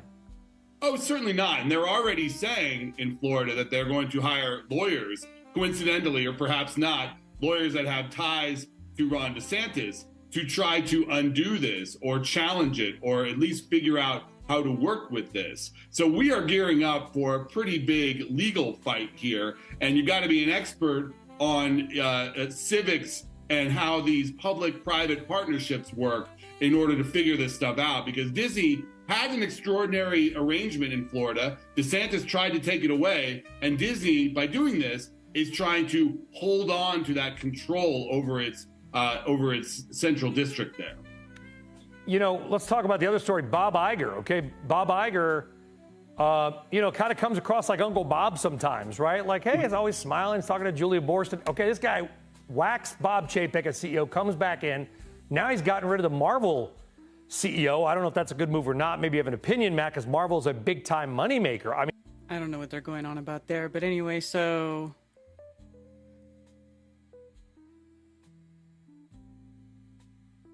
As part of a 30-year development agreement, Disney no longer needs board approval to build high-density projects or buildings of any height and can sell or assign developmental rights. It also bans the board from using Disney's name or any of its characters. Okay, so I was wondering, so how's King Charles involved? The agreement includes a royal clause that dates back to 1692 in Britain and would extend its term limit for decades. This declaration shall continue in effect until 21 years after the death of the last survivor of the descendants of King Charles III, King of England, living as of the date of this declaration, the document said. This kind of clause is most often used in the UK, typically when it comes to trusts, and provides a buffer against perpetuities. So as long as one of those grandchildren makes it to 80, this clause would be there for 100 years, explained Robert Lord, senior advisor on tax policy at progressive group Patriotic Millionaires. DeSantis replaced all of the Disney Allied board members with 5 Republicans on February 27th. It was only then that Disney's new binding agreement was discovered. The clause was so obscure that the several journalists who attended the February 8th meeting apparently didn't pick it up on it. This essentially makes Disney the government. Ron Perry, one of new board members appointed to the CFTOD by DeSantis, said on February 20th, this board loses, for practical purposes, the majority of its ability to do anything beyond maintain the roads and maintain basic infrastructure. That's kind of scary. Makes Disney the government. Representatives for DeSantis did not immediately respond to CNBC's request for comment. Florida's Attorney General requested communication records regarding the February 8th meeting. Wow, all agreements signed between Disney and District were appropriate and were discussed and approved in open, noted public forums in compliance with Florida's Government and Sunshine Law, the Walt Disney World Resort said in a statement. Wow. The district in question is the Reedy Creek Improvement District, which was established in 1967. It was created by the Florida legislature so Disney could develop the infrastructure for Walt Disney World to no cost at Florida taxpayers. The arrangement has allowed Disney to build theme parks, hotels, and other tourist experiences within the Reedy Creek District with little to no oversight. The company also became the largest employer of Florida residents, helped the Orlando area become one of the largest hubs for tourism in the U.S., and Disney allies came to the February 8th meeting prepared to defend its special status in the state. Blah, blah, blah. Wow. So basically, Disney can do whatever it wants right in that area, essentially, is what it's saying. That's wild.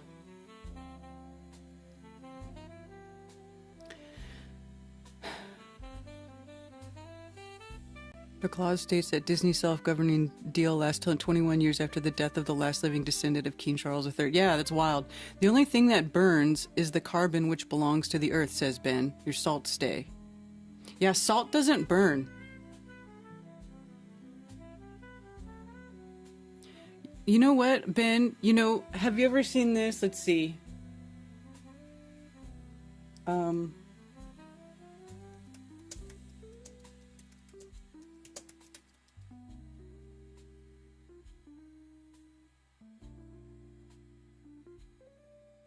Not available anymore. Come on.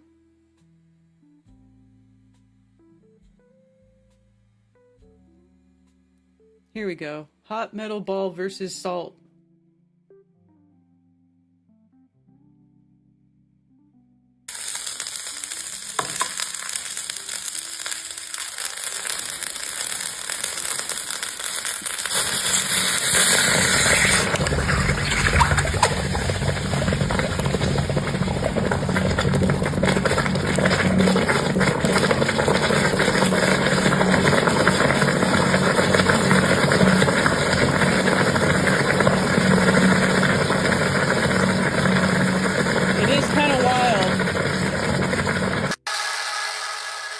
It's kind of wild how salt won't burn.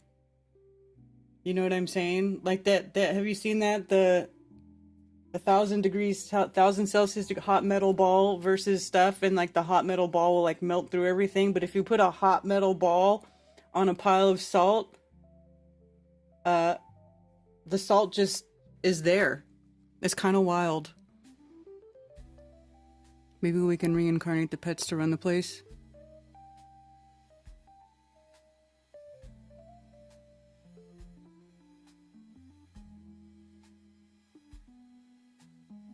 Water also dissolved and opens the salt so that information it picks up is passed into the salt. Water is our source. To say otherwise is crazy. Well, I think it's everything. Stuff works together.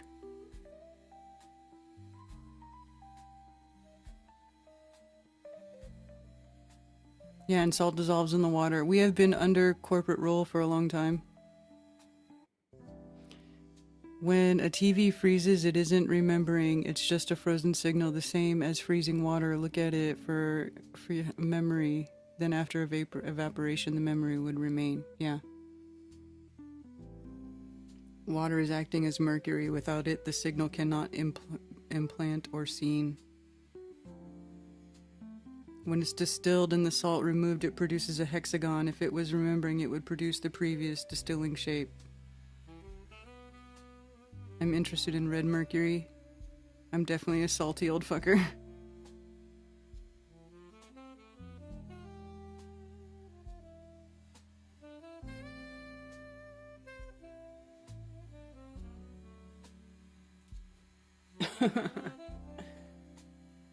But anyway, the salt doesn't burn.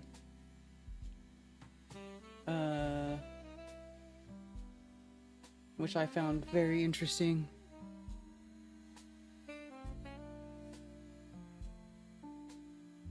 Yeah, because you're removing impurities from the water. All that's left in the bottom of your distiller is the impurities. Why would it be a hexagon?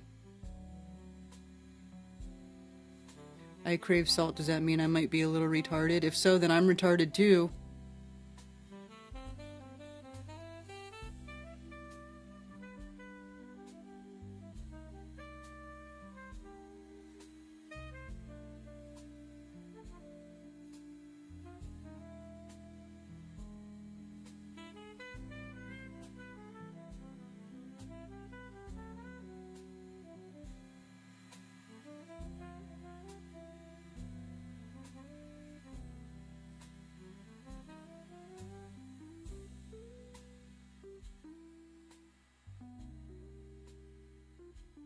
Camp Mystics leader got life-threatening flood alert and they evacuated an hour later. Ugh. Man, I'm not paying for that bullshit.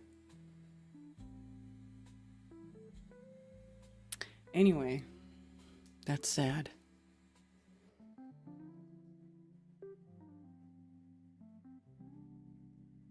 Heat brings the salt together, yes.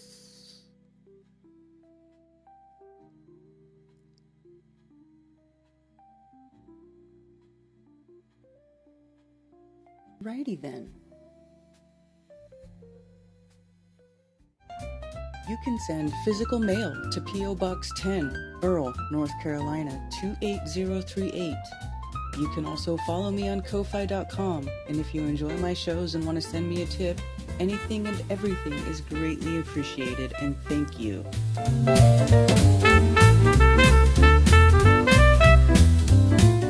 And it's official. Flat Earth Festivals has been retired. It was great fun while it lasted, and I hope you all cherish the memories we made at Flattoberfest as much as I do, and it was a pleasure to watch so many online friendships become in real life friendships over the years. Thank you so much, and I'll see you next time.